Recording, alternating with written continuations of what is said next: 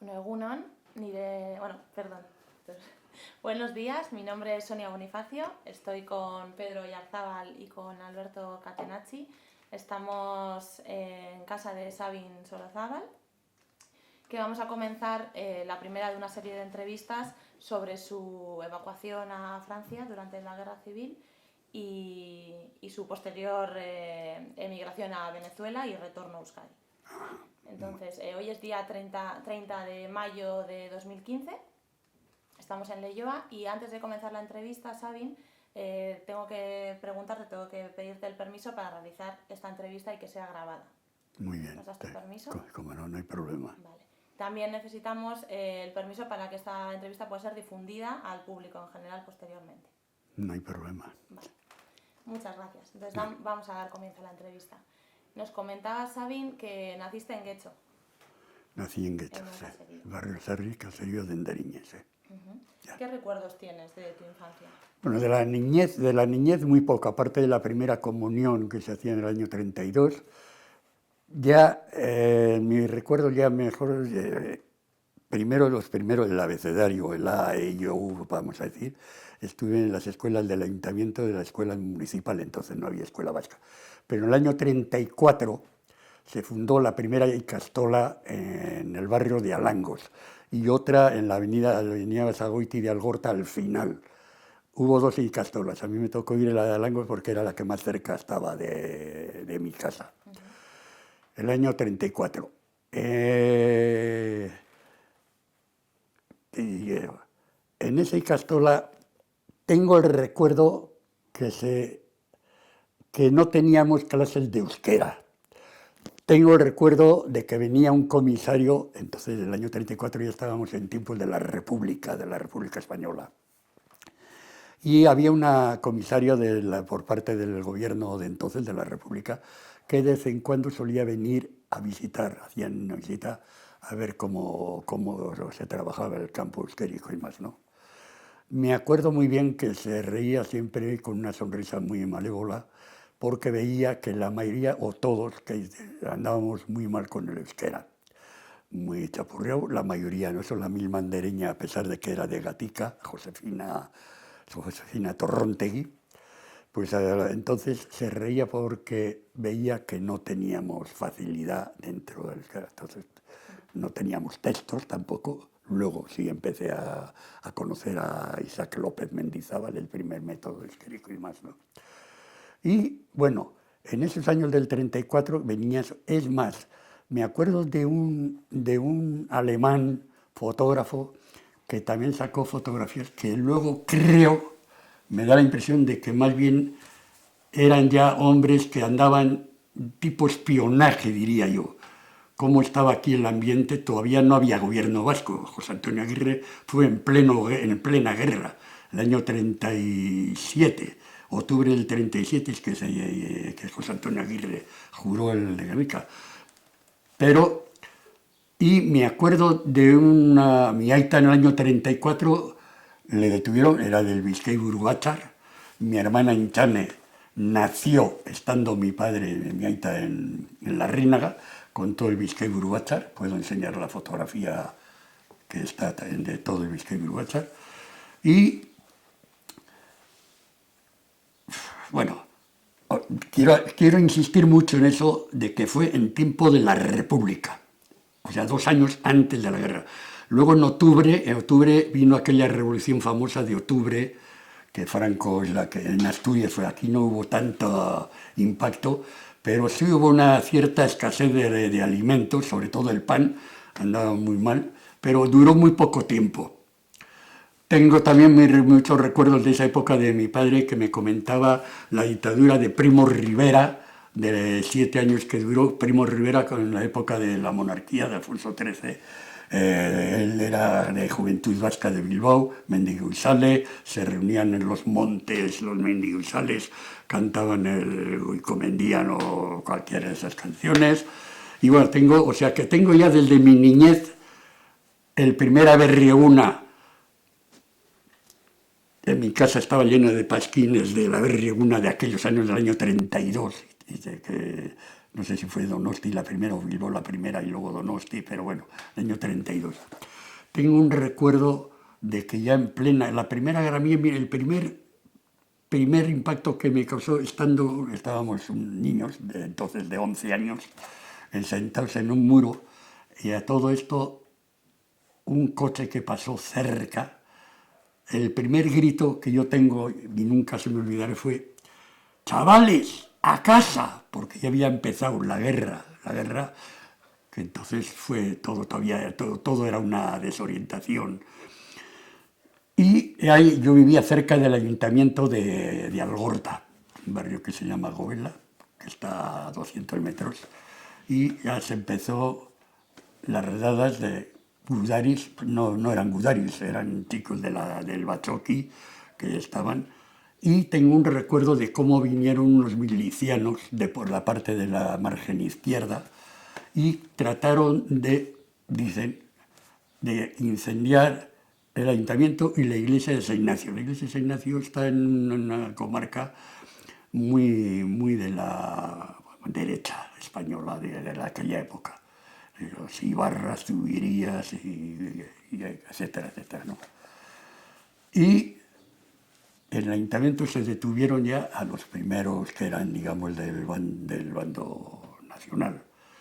Y estaba en el ayuntamiento y me acuerdo que nos hacían así cuando pasábamos por debajo del ayuntamiento y demás. Bueno, pero cuando vinieron los milicianos del otro lado, trataron. Y entonces el que hacía de teniente alcalde de Algorta, Justo Zavala, porque el otro alcalde se había marchado, era teniente alcalde, y con otro Uriarte de apellido, que vivía en Talayetas, detuvieron porque vinieron una cuadrilla, incluso milicianas vestidas de buzo azul, un grupo que serían 8 o 10, que trataron de... Y entonces don Juan Gorostiaga, sacerdote, que luego ha sido muy conocido, estuvo también en el exilio en Francia, se interpusieron. El Justo Zavala, que era el teniente alcalde, en las escalinatas del ayuntamiento, se pararon y mientras tanto del Bachoqui de aquella época vinieron 3 o 4, podría decir Uriarte, Ugalde y otro, vinieron y, en fin, se interpusieron entre esa cuadrilla que vino de la margen izquierda, tratando de hacer algo violento, y no pasó nada. Ya eso fue un incidente y más. Conocí también la muerte de Clarinete, que se llamaba, que era un músico, y hoy, por primera vez, oí la Internacional. El entierro fue laico, había muerto en el frente, y pues, entonces éramos chavales de 11 años y todo eso cantando la Internacional con aquellas banderas rojas, la CNT, la UGT. Bueno, fue... Entonces no apreciábamos, porque éramos chicos de 11 años, pero fue muy revoltoso. Hubo las camionetas de la Guardia de Asalto de la República, unas camionetas que no tenían capota porque podían saltar allí donde iban. Me acuerdo mucho de cómo venían a la playa de Arriaga y hacían gimnasia. Todas las mañanas venían a la playa de Arriaga a hacer gimnasia y demás. Y algunas palizas que dieron a los que pertenecían del PNV y demás. Bueno, me acuerdo también, yo como iba a misa, entonces mi ama, muy fervorosa y demás, teníamos que ir siempre a misa de 8. Luego de ahí solíamos ir a la Icastola de Alangos, ya estoy hablando ya en el año 34 y demás, ¿no? Y a esa misa acudía todas las mañanas el hermano de Sabino Arana, don Luis Arana Goiri, venía a misa de 8 de la mañana en esos años, poco antes de la guerra, pues en el 34-35. En verano solía venir en la calle Ormeche, que está cerca de Naiboa, y todas las mañanas, pues, ya era un hombre mayor.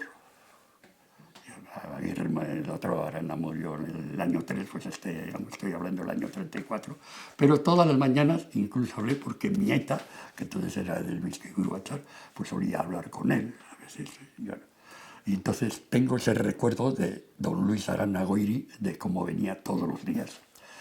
Siguiendo adelante, ya la primera, que ya he dicho antes, los chavales a casa, pues y vino lo que es ya la guerra. Ya aquí duró escasamente un año, porque el año 36 fue que juró Guernica, ¿no? Sí, el año 36, el bombardeo de Guernica y todo esto, pues me acuerdo pues que fui, pero bueno, entonces para nosotros todo era un poco con los aviones que venían a bombardear.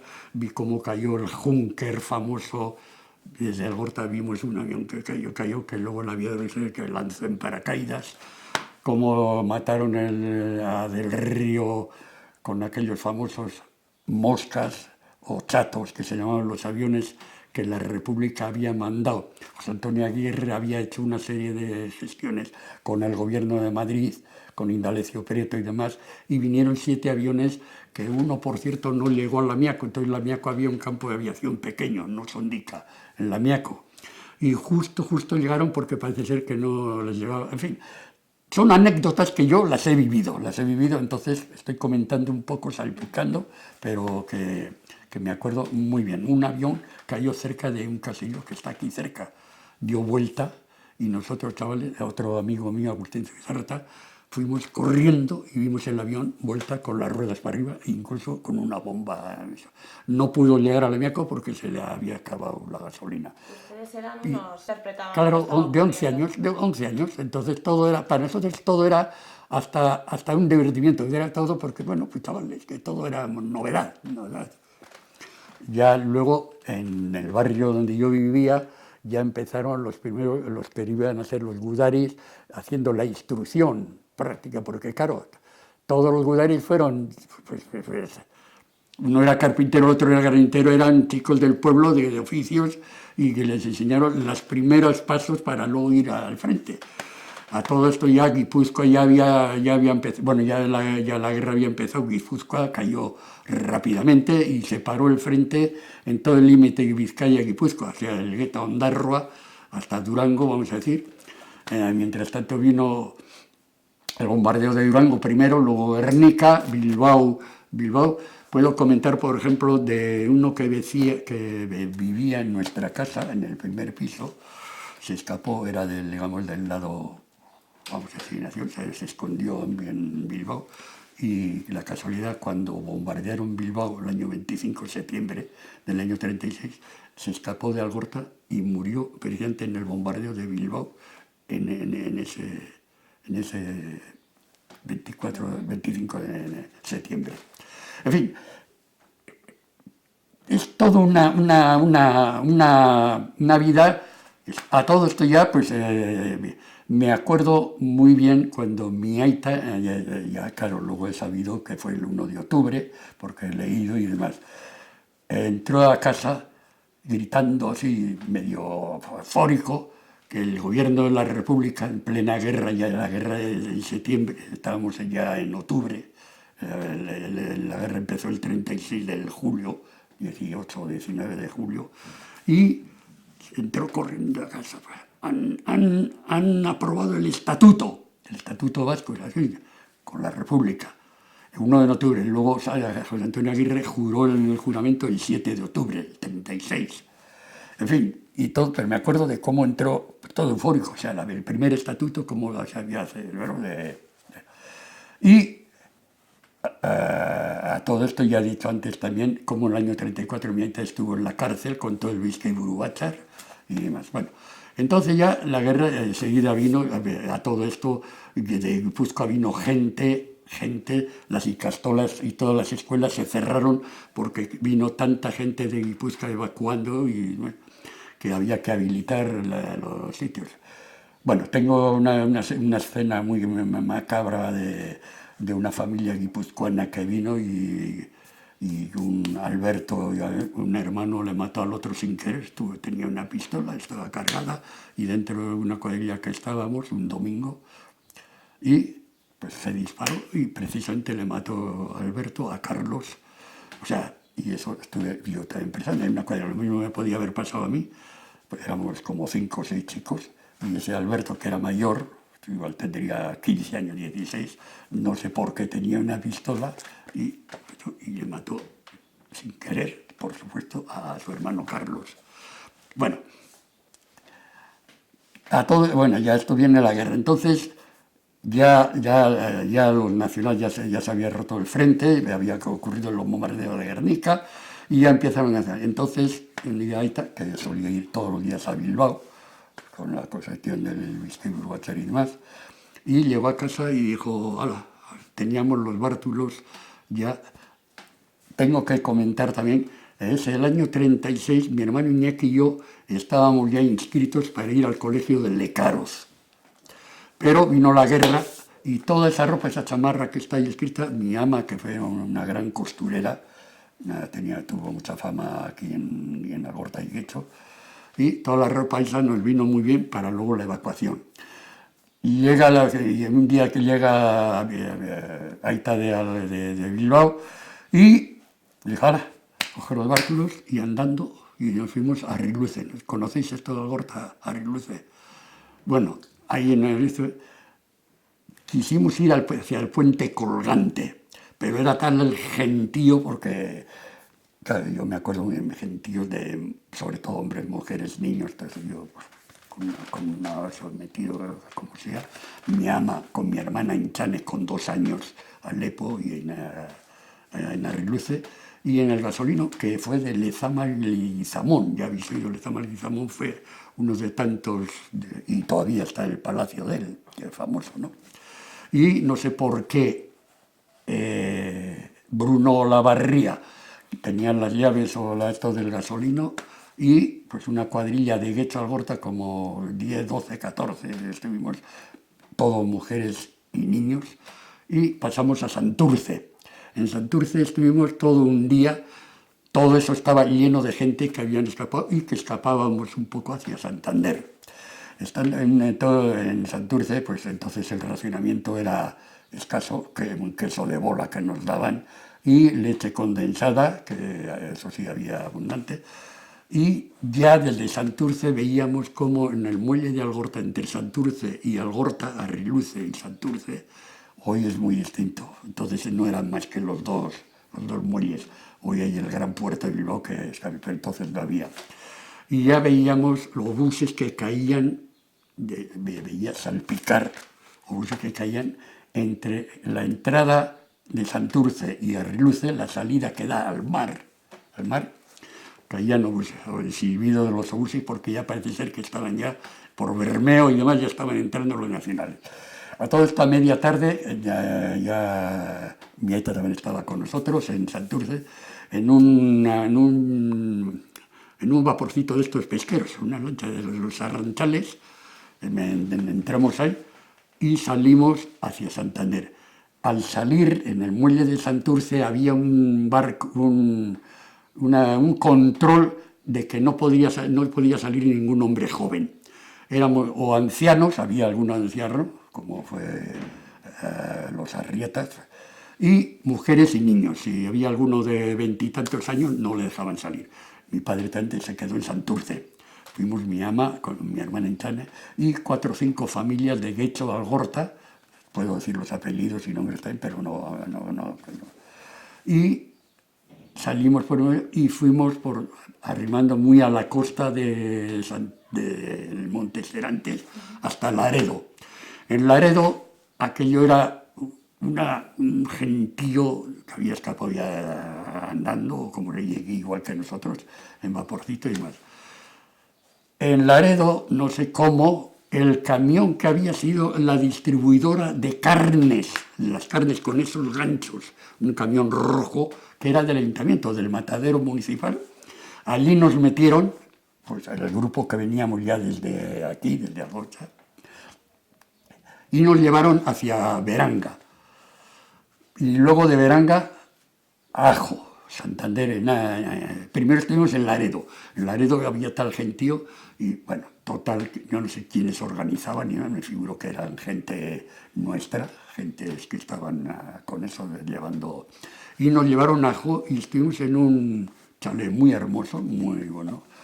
Todos los que veníamos ya de Algorta de Alborta. Y esa era una familia que era, yo creo que era del bando, pero que estaban viviendo la señora y las hijas, porque el marido, cuando empezó la guerra del año 36, se quedó y total que estaban separados. Bueno, nos metieron ahí en ese edificio y estuvimos como un mes completo. A todo esto vinieron luego dos gudaris, José María Ansoliaga y Vitorina Arrieta, y dije, hay que preparar las maletas y hay que ir a Santander. Y efectivamente, creo que en otro autobusete o no sé cómo fuimos, y nos llevaron ya al puerto de Santander. Y en el puerto de Santander estuvimos un día, no sé en qué casa fue, pero bueno, en algún lado ya estuvimos. Y de noche, embarcando, no había apenas unas luces mortecinas, tengo el recuerdo de unas luces muy tristes, gentío full. Y entonces nos embarcaron en un barco y salimos a medianoche para Francia ya. Ya Bilbao creo que estaba ya cayendo. Estando en Ajo ya, Bilbao ya había caído. Pero todavía la guerra, todavía los güeyes aguantaron un tiempo. Bueno, total. El barco se llamaba Sarastone.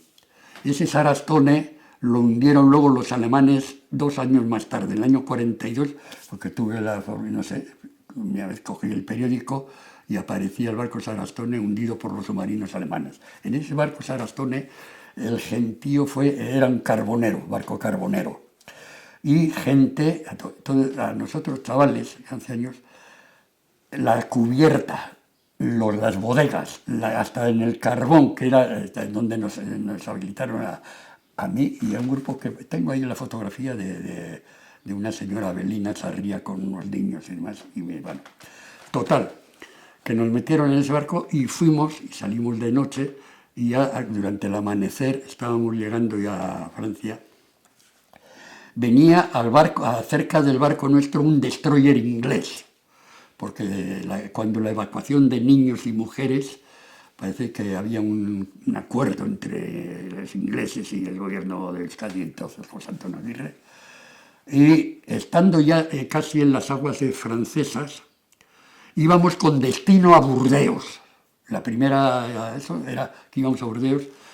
En Santander ya nos agruparon, aparte de ya el grupo nuestro, a una cuadrilla, la mayoría de aquí de las Arenas, Lejona, la familia Jaureguis, Ibarrondos, etc. Bueno, nos juntaron a todos y con 2 andereños, Rosario Larrénaga, Garjoria Zubía, se llamaban, que se organizaban para cuidarnos a nosotros. Y camino de Burdeos, cuando llegamos ya, creo que estaríamos ya cerca de aguas francesas, el destroyer se marchaba, se alejaba del barco nuestro. Todo eso lo presencié yo porque yo anduve en la cubierta, era un chaval pues, de 12 años, y además repartíamos a tanta gente leche condensada y queso de holandés. Ese queso de bola rojo que había era lo único que se podía comer. La cubierta estaba lleno, y me acuerdo andábamos como sea pisando, porque eso era mi madre, con mi hermana en Chan, estaba en una bodega que me pareció allá abajo. Y cuando ya el destroyer marchaba, se apareció, veíamos la costa nuestra, el almirante Cervera, un barco de Franco. San Sebastián, todo Guipúzcoa, eso estaba ocupado ya, eso era de los nacionales. Y entonces, desde la cubierta yo vi, pues sería igual a 200 metros, no cabe en el mar, es muy difícil, no sé la distancia, pero digo 100, 200 metros. Nosotros, camino de Burdeos, y vino el almirante Cervera, y todavía me acuerdo de todos los marinos con el brazo en alto, y leí clarísimamente almirante Cervera. Y no sé si era que querían llevarnos a Donosti o esa, pero el destructor que se había marchado protegiéndonos a nosotros volvió. Nosotros íbamos aquí, el almirante Cervera venía para dirección Bilbao, nosotros hacia Francia, hacia allí. Y se metió el destroyer entre el barco nuestro y el almirante Cervera, se metió, y este almirante Cervera no pasó nada, se marchó. Pero luego, estando ya llegando a Burdeos, parece ser que Burdeos debía de estar tan colapsado de gentío que cambiaron el rumbo y nos llevaron a San Nacer, a la Bretaña, pues. Y llegamos, bueno, a la Bretaña no hubo problemas. La primera ilusión fue cuando vimos desde el barco, todos sucios de carbón y de todas las porquerías, los panes hermosos, grandes, blancos que había en las cestas, y estaban todas las mujeres, ¡pan blanco, pan blanco! Eso fue el griterío, bueno, pues eso, porque aquí no había nada. Bueno, llegamos ahí, y no sé si fue, no sé, vacunaron, lo hicieron por la entrada de Francia, y todos amontonados, cada uno con su bártulo de la ropa, mochila, cuidando. Y mi ama y Enchana y demás con otras mujeres, y nosotros siempre con destino a San Juan de Pidepor, o sea, Don Iván, porque era donde estaba la colonia del gobierno vasco, que ya la Citadel, que se llama. Y mi ama, me despedí, mi ama en un tren se iba para uno y nosotros para el otro, o sea, mi hermano Iñaki y yo, con la cuadrilla que veníamos ya desde Santander. O sea, que así fue. Por el tren, un tren para un lado, nosotros para el otro, o sea, separado ya de mi ama, ¿no? Mi aita había quedado en Santander, luego vino más tarde, y nos llevaron a un pueblo que se llama La Chapelle. Estuvimos una semana escasamente, dicen que era una casa, eso luego me enteré yo cuando era ya un poco mayorcito, que sí fue. Estuvimos de lo más bien, con una música, me acuerdo de la música perfectamente, también del suyo. Estábamos con el río La Loire cerca, y ahí estuvimos escasamente una semana. Yo me hice muy amigo del cocinero, allí le ayudaba allí a hablar de eso, y bueno, conmigo, pero el hombre no le gustaba esa irrupción de todo ese grupo que estábamos, los dos andereños, que he dicho, y nosotros, ¿no? Pero bueno, fue una semana. Y a todo esto, pues vinieron con un autobús y nos llevaron, el primer pueblo ya de Francia, ya digamos que estuvimos tiempo, fue Chinon.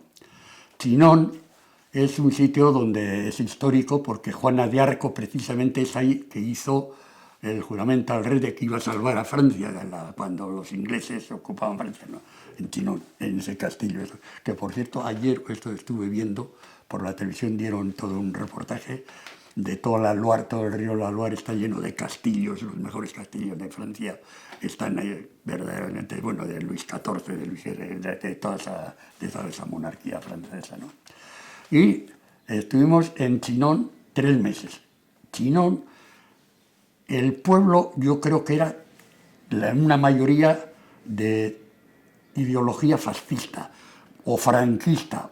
Estaba Franco ya había hecho una campaña, la Francia, entonces Léon Blum era el presidente de Francia, era socialista, pero creo que media Francia era más bien de tipo nacional, porque ya la República tenía ya eso, porque había habido alguna quemazón de iglesia o lo que fuera, y los rojos. Pero la sorpresa de ellos fue que este grupo, que éramos como unos 30, calculo así números redondos, 30, ahí está una primera foto no estamos todos, pero bueno. Entonces, en Chinon, el pueblo que estaba se quedó sorprendido cuando todos, el primer domingo, fuimos a misa, todos en grupo. Es más, el día San Ignacio, estábamos ya ahí en Chinon, el día 31 de julio. Y claro, cantamos el Ois Erutic y algunas que sabíamos, la mayoría, yo por lo menos las sabía, porque siempre he sido ya muy aficionado a eso. Yo con mi aita aprendí todas las canciones sabinianas, todas, de Never, Lastana, Icharcundía, Escotarra, y bueno, un montón de Algoratagora y compañía, ¿no? El curita que estaba en Chinon, claro, se quedaron sorprendidos cuando vieron y cantamos incluso el himno de Iñaki, además con letras sabiniana. Iñaki, Yenko, Abialdúa, Gudarien Burua, no el Ignacio Gure Patro y día que se canta ahora. Entonces era. Y Claro, el pueblo se quedó, coño, esto que era rojo, pues, y vieron pues este grupo de 30 y tantos niñas y niños que estábamos allí, y como que estábamos en misa con esta...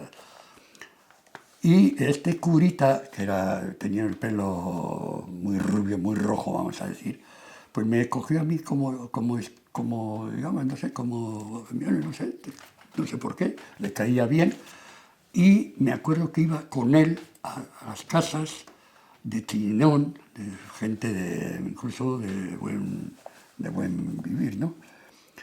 Y nos daban ropas y nos daban comida, o sea, se quedaron y claro, pues se quedaron. Bueno, total, que ahí fue una sorpresa el impacto que se causó de que nosotros íbamos a misa. Ahí estuvimos 3 meses.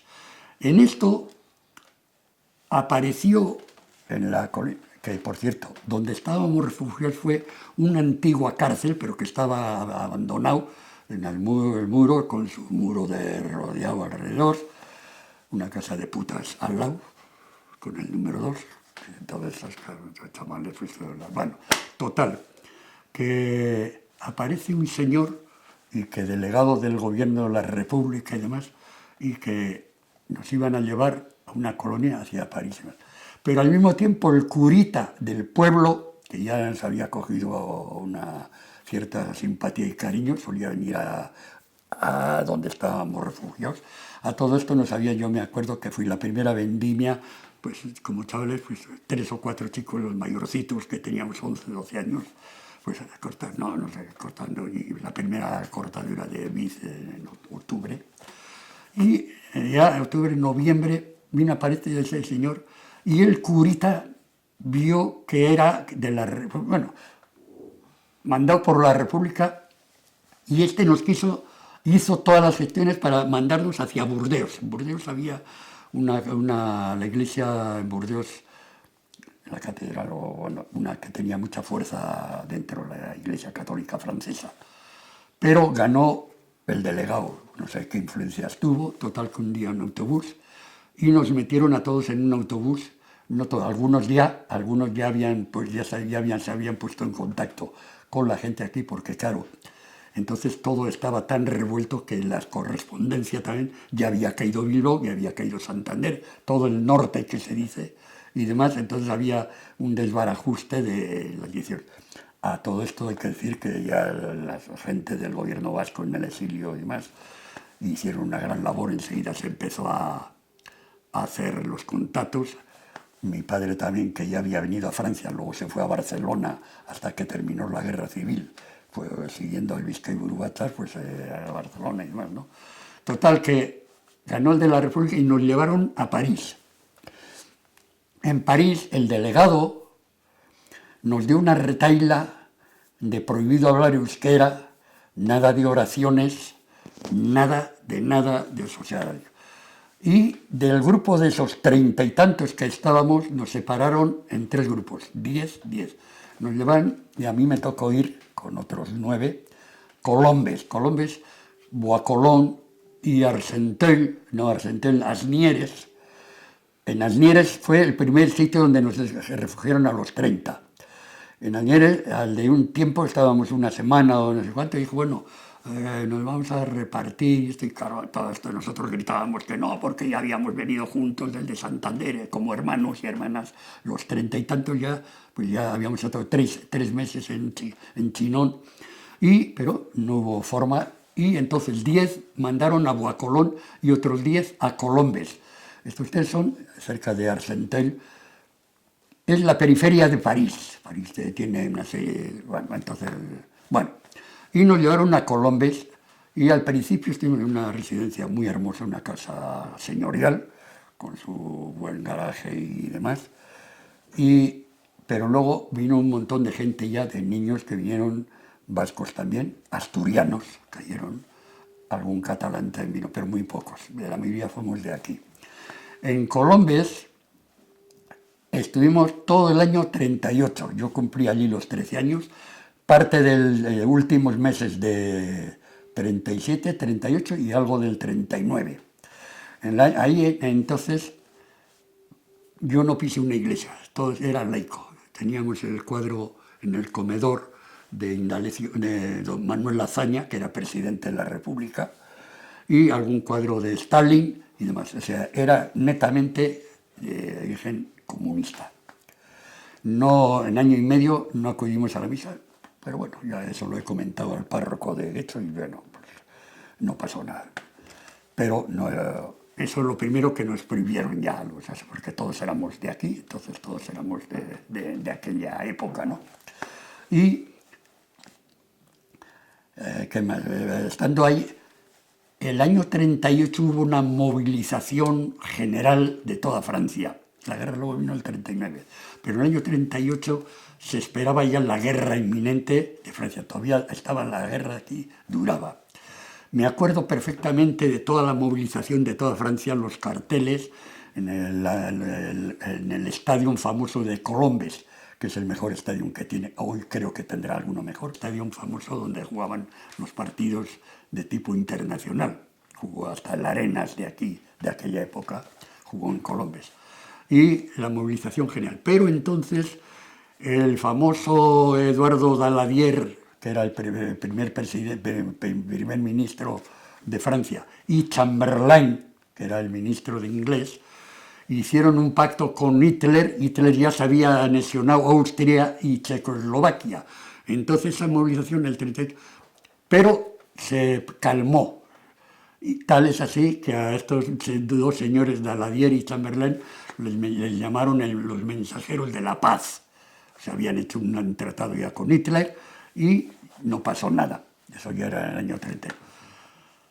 Y ahí, pues bueno, en el año 30 fui a una escuela francesa, afortunadamente. Tuve unos padrinos, también están por ahí las fotos, unos señores que solían venir todos los fines de semana a la colonia donde estábamos recluidos. Estuvimos con los asturianos que vinieron, niños y niñas también de aquella época. Nosotros que habíamos acudido de aquí, solían venir y nos llevaban y pasábamos un día entero en casa de esto que llamamos los padrinos de guerra, vamos a decir, ¿no? Y pasábamos, he tenido correspondencia hasta que han muerto todos ellos, hasta el chico Roger, que era de mi misma edad, ya murió, era ingeniero, lo hizo y tocaba muy bien el violín. Tuvimos una relación. Tengo muy buenos recuerdos, aún dentro de la colonia de Colombes, aparte, no sé si teníamos... Tengo muy buenos recuerdos porque todos nos considerábamos como hermanos. Todos éramos chavales de 11, 12, 14 años, 13, ¿no? Y es más, estuvimos en se formó un equipo dentro de la colonia. Hubo un señor que se acercaba, que venía todos los días a la colonia nuestra, digo colonia porque era donde estábamos concentrados, y formó un equipo de los chicos que eran de 12 añeros y tal, un equipo de fútbol para que jugásemos al fútbol. Y nos suministró botas y todo, botas de fútbol, y una camiseta morado, rojo y amarillo, que eran los colores de la República. Y jugábamos pues entre escuelas, en una escuela de Colombia con los de Boacolón, con los de Arsentel y demás, jugábamos al fútbol y bueno, pues nos hacíamos la gimnasia. A todo esto hubo unas manifestaciones en París grandiosas, creo que eran organizadas por el Partido Comunista, y nosotros íbamos encabezando con una pancarta grande, vestidos con rojo, amarillo y morado, la camiseta que teníamos de jugar al fútbol, y detrás nuestro solía venir el que entonces era presidente del Partido Comunista, Maurice Torres, y pedíamos ayuda. Era el año 38, estoy hablando, pidiendo aviones para des avions pour l'Espagne, des avions pour l'Espagne y tal. Y detrás venía pues una multitud. Francia era prácticamente fascista, era en ese momento, porque, bueno, hicieron una buena campaña, buena propaganda, y tuvimos dos manifestaciones, me acuerdo, nos llevaron de la colonia de Colombes a las calles de París. Vi la primera salida del año 38 también de la Vuelta Ciclista de Francia, la salida de Francia, la Vuelta Ciclista. Entonces creo que estaban Cañardo y Federico Esquerra y Berrendero y unos cuantos de aquella época. Y bueno, ahí estuvimos parte hasta el año 39. En el año 39 un delegado del gobierno vasco vino, estando yo en la escuela en Francia, en Colombes, vino y para decir que esa misma noche salíamos para el sur de Francia, para Guétary. Y así fue. Concretamente, el día de mi cumpleaños, 1 de marzo del año 39, vino Ruiz del Castaño, que era mi amigo era también delegado, bueno, del Bizkaiburu-Batzar de aquella época. Y dijo, Sabin, hay que prepararse que esta noche sales para el sur de... Ahí nos acompañó desde París hasta Guétary, hasta Burdeos, mejor dicho, porque el hombre bajó en Burdeos. A todo esto ya mi aita estaba esperándonos en Burdeos. El hombre que nos acompañó, Mendiola, ingeniero, que nos acompañó a mi hermano Iñaki y a mí hasta Burdeos, fue el hombre que puso la dinamita para el puente colgante, porque el puente colgante fue destruida cuando la retirada de los gudaris y demás, el puente cayó con el transbordador y todo en medio de la ría. Eso luego se volvió a reedificar estando nosotros ya de vuelta en el año 42 creo que fue. Pero ese hombre fue el que organizó la carga de dinamita o lo que fuera. Bueno, son anécdotas pero tuve la suerte de conocer al señor Mendiola. En Burdeos ya nos esperaba mi aita y nos llevaron a Guétary. En Guétary estaba ya mi hermana Inchane con mi ama, en el refugio Itsasoan, que estaba lleno de gente por ahí. Además, en los libros que hay de toda la evacuación de eso aparece mi madre con mi hermana Inchane así en brazos por ahí. Bueno. Estando en Guétary, mi aita se puso en contacto con el colegio que el gobierno vasco de aquello, en el gobierno del exilio, en San Juan de Luz y Cibur, había una concentración de toda la chavalería, de edición Martín Ugal de compañía. Bueno, puedo citar un montón de gentes que estaban en la Unión Vasco pues, para estar agrupados y que no perdiésemos el tiempo, parte en Cibur y parte en San Juan de Luz. En las clases nos daban en el Hotel Regina, que era de San Juan de Luz, y otros vivíamos en Cibur, en Anchuchuri, y solíamos juntarnos todos en el Hotel Regina. El profesor de gimnasia era uno que luego murió en un accidente de aviación aquí, del Río, hermano del famoso del Río, que murió en una batalla aérea aquí cuando la guerra. En ese colegio estaban pues un montón de profesores de trigonometría, de gramática, Barandiarán, el sacerdote famoso, que nos daba clases de religión y de los descubrimientos que él era. Estaba Zumalave, bueno, toda una cuadrilla de profesores, doña Rosena con el euskera, don Adrián Ugarte con la gramática, que nos llamaba pedazo de caserío por cuando no sabíamos una cosa. En fin, estuvimos en... Pero ya el gobierno vasco parece ser que ya el dinero se estaba acabando y hubo ya el gobierno a todos los exilados que estábamos por toda Francia, bueno, sobre todo, no a mí, a los padres y demás, hubo 3 meses de plazo. A unos ya inmediatamente tenían que buscar trabajo o tenían que venirse para aquí. La segunda, en la cual me tocó a mi nieta, como había sido, y otros eran los más responsables que tenían todavía un tiempo más. Pero ya hubo vamos a decir, una orden de que todo el mundo tenía que buscar ya un acomodo. A todo esto ya empezó la guerra del 39, en el año 39, ya 38 no hubo problema, y en el 39, entonces cuando estalló la guerra en el año 39, hubo una demanda tremenda de mano de obra.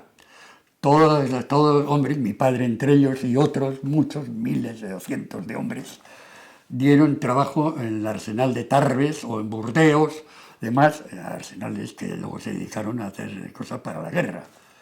Y los primeros meses pues fue muy bien, les dieron un curso de carta de nacionalidad francesa, fuimos a vivir a Lourdes, estuvimos 6 meses, y total, el año 40, ya vi, cuando entraron los alemanes, ya entraron a todo esto, cuando el gobierno francés, nosotros estábamos ya inscritos en mi familia para marchar a América, pero un hermano de mi ama que había marchado de aquí, con 20 años a la República Dominicana y demás, mi nieta le escribía que estamos inscritos y no mandó nunca ninguna respuesta. Sin embargo, el primer barco que llegó allá, el hombre estaba en La Guaira esperándonos a la familia Sorozábal.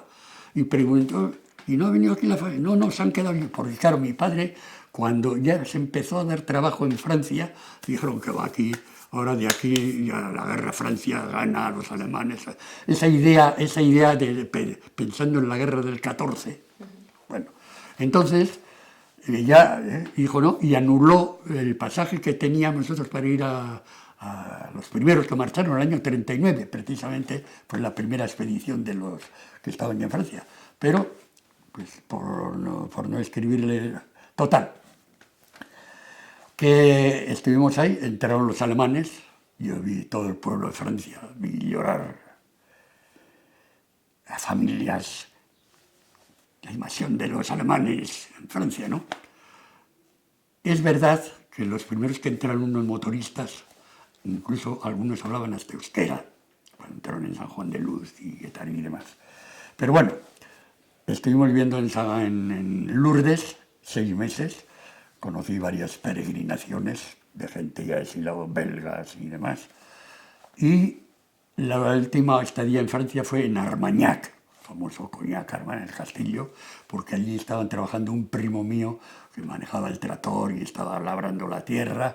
Y bueno, allí conocí yo el famoso vino Cognac o Armagnac, la leche que hacían de manteca, etcétera, etcétera. Pero pasaba el tiempo y mi padre dijo, no, aquí hay que marcharse ya para... Y entonces mi ama, mi hermana y yo, y mi hermana Iñaki y yo, pasamos al otro. No podíamos pasar por Irún porque estaba ya, los alemanes habían ocupado todo el Atlántico, desde el norte de Francia, cuando entraron hasta Hendaya.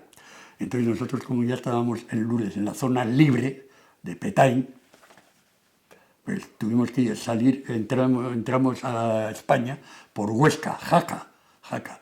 Fue eso, los trenes andaban cuando podían y venían cuando llegaban. Tardamos 5 días de Armagnac, pasando la frontera en Jaca, nos metieron en la sala de espera a dormir y luego nos llevaron a Huesca. En Huesca nos dieron de comer en esto de Frente Juventud de Femenina. Nos dieron la primera comida, nunca me olvidaré de un hombre que tenía lleno de pulgas que le corrían por la cara, por toda en Huesca. Total, luego en Zaragoza. En Zaragoza tuvimos que estar, pues no sé si día y medio, 2, a todo esto con los bártulos y protegiéndolos, durmiendo más bien encima de eso, ¿no? Por fin llegó el tren que venía de Barcelona, ya la guerra ya había terminado, el 39, el día 1 de abril del 39 fue el final, se ha terminado la guerra. Esto estoy hablando ya en el año 41, 42, a cortar.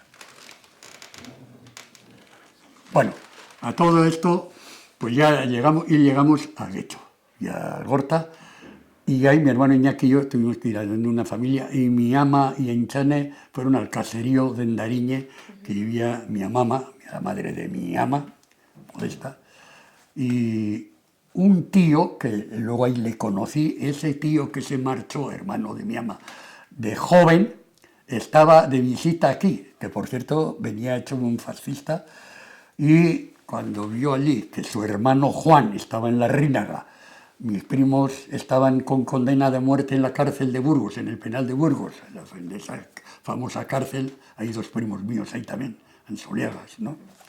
En fin, y cuando vio eso y vio que su hermano Juan, el otro hermano, estaba escondido por ahí en Matico, por ahí entonces se dio cuenta porque claro, Franco hizo muy bien su propaganda, sobre todo en América, que luego conocí muy bien todo eso con Rafael Caldera y demás. Le vi, también tuve la suerte de ver cuando a Pétain, que luego fue el presidente de la zona libre de Francia, paró en Guattari el tren porque venía de embajador para Franco, y me acuerdo de una familia Euskaldun, por cierto, en Guattari, me decía, no, ahora Pétain va a arreglar todo eso. Y yo me acuerdo que le dije, no, ustedes van a tener aquí un problema. Todavía la guerra de Francia fue en el 1 de septiembre del 39, pero yo estoy hablando de marzo 39, después de venir nosotros de París. Y le dije, no, ustedes van a tener aquí una guerra, porque ya el ambiente ya en el 38 se había calmado, no había, no, pero ya lo palpábamos. Y bueno, total, que aquí llegamos el año 41, mi hermana y aquí yo en una casa, nosotros, y empezamos a hablar. Entonces, mi padre se tuvo que quedar todavía, porque esos años todavía al que fue presidente del Vizcay Buruacha, Ramón Azcue, lo habían fusilado. Todos los del Vizcay, todos estaban por el Ruiz del Castaño, Villa la Beitia y Azubizarreta y todos escapados aparte. Bueno. Y su padre también estaba escapado. ¿Eh? Su padre tenía que estar escapado. Claro, luego vino más tarde. También, a pesar de todo, le duró muy poco, pero le tuvieron en Irún primero detenido y luego en Bilbao. Pero bueno, mi ama conocía a algún señor que no sé si estuvo 10 o 15 días preso, pero bueno, estuvo detenido un poco, pero bueno, no, sin ningún maltrato ni nada. No, eso fue ya en el 42, 43. Aquí entonces estaba la cosa muy peliaguda todavía, pero no le pasa, parece que estuvo detenido unos...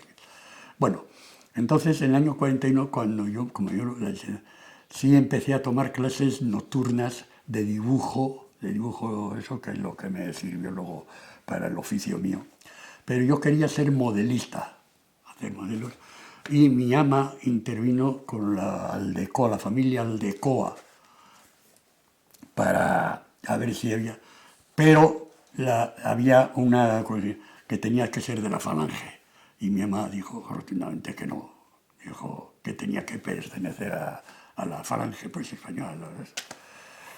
Y entonces, pues bueno, cuando pues, empecé a trabajar en un taller de carpintería aquí en Jolaseta con Luciano Iturregui, y ahí fue donde aprendí el oficio. Creo que aprendí un oficio ya bastante completo, lo mismo en el taller que en las obras, en el campo.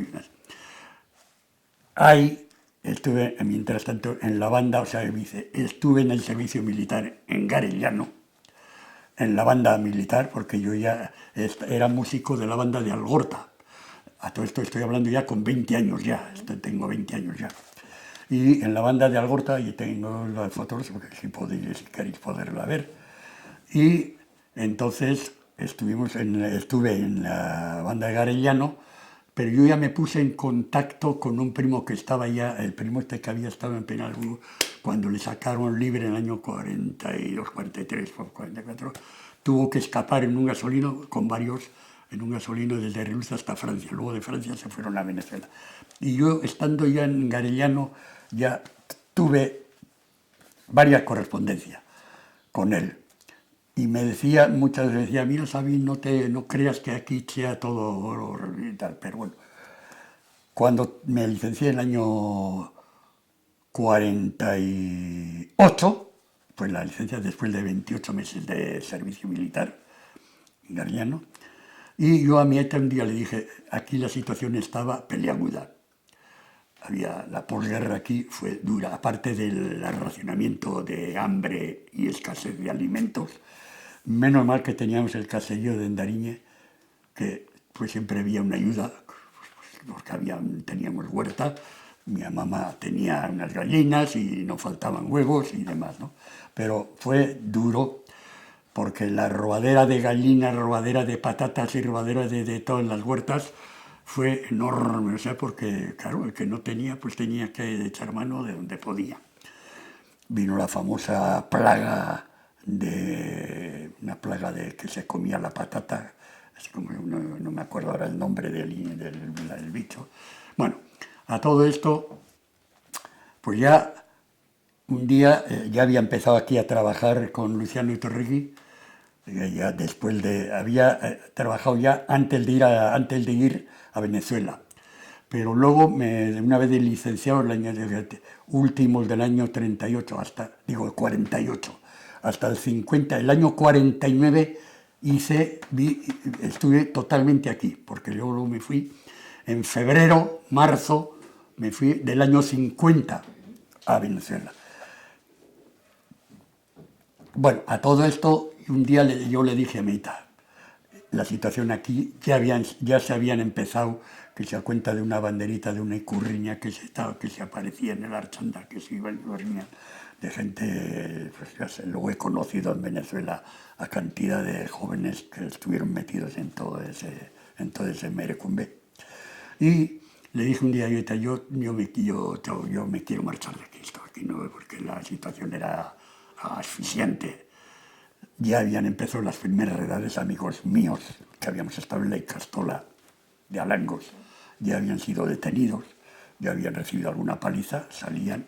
Y un día le dije a mi Aita, y no tuve ningún inconveniente, ni de mi ama ni mi Aita, yo le dije, yo me quiero marchar para Venezuela. Entonces, además, se hablaba de aquella primera expedición que habían salido en el año 39 a Venezuela. Muchos habían hecho dinero y bueno, no sé si todo eso mezclado, creyendo que aquello era el país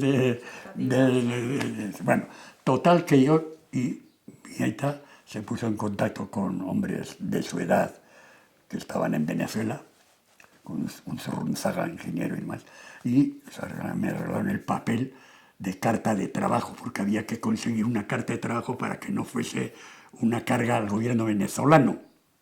Y entonces, bueno, todo eso, luego ya conocía a Sorunzaga, Ruiz de Aguirre, compañía que tenían constructoras en Venezuela.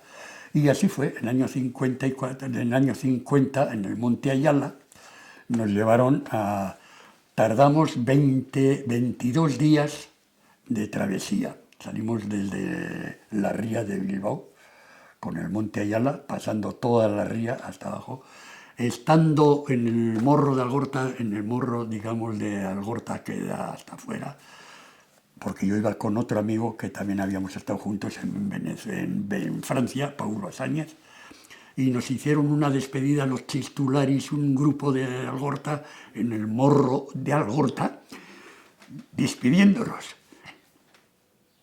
Me emociono un poco todavía, pero bueno.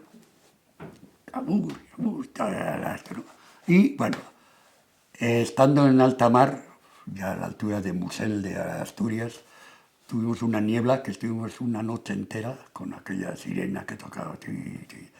Y cuando se despejó el día, después de toda una noche y un día, se despejó la niebla y pasamos en Musel un día, luego en La Coruña y luego en La Coruña de Lisboa. Y de Lisboa ya fuimos directamente para Venezuela. Total, la travesía duró 22 días. Estando ya en esto, ya los marineros del Monte Ayala ya nos dijeron cómo, ya cuando estábamos llegando ya a las costas de Venezuela, habían tumbado al Monte Gorbea los alemanes, y habíamos el Monte Gorbea que fue hundido a pico y murieron ahí. Fue además en una zona de muchos tiburones, plagado de tiburones. Y nos dijeron, más o menos por este lado, es que todo eso estando en el barco nosotros allá en el Ayala. Bueno, ya llegamos a las playas, a La Guaira, y ahí pues bueno, había ya gentes, algunos tenían ya familiares aquí, y nosotros, Basáñez y yo, pues. Pero sí conocimos a un señor un Zurrunzaga que vivía en Caracas, porque Caracas está a una altura, 1000 metros de altura, pero La Guaira está abajo. Y nos dio 100 bolívares para que pagásemos el taxi y demás.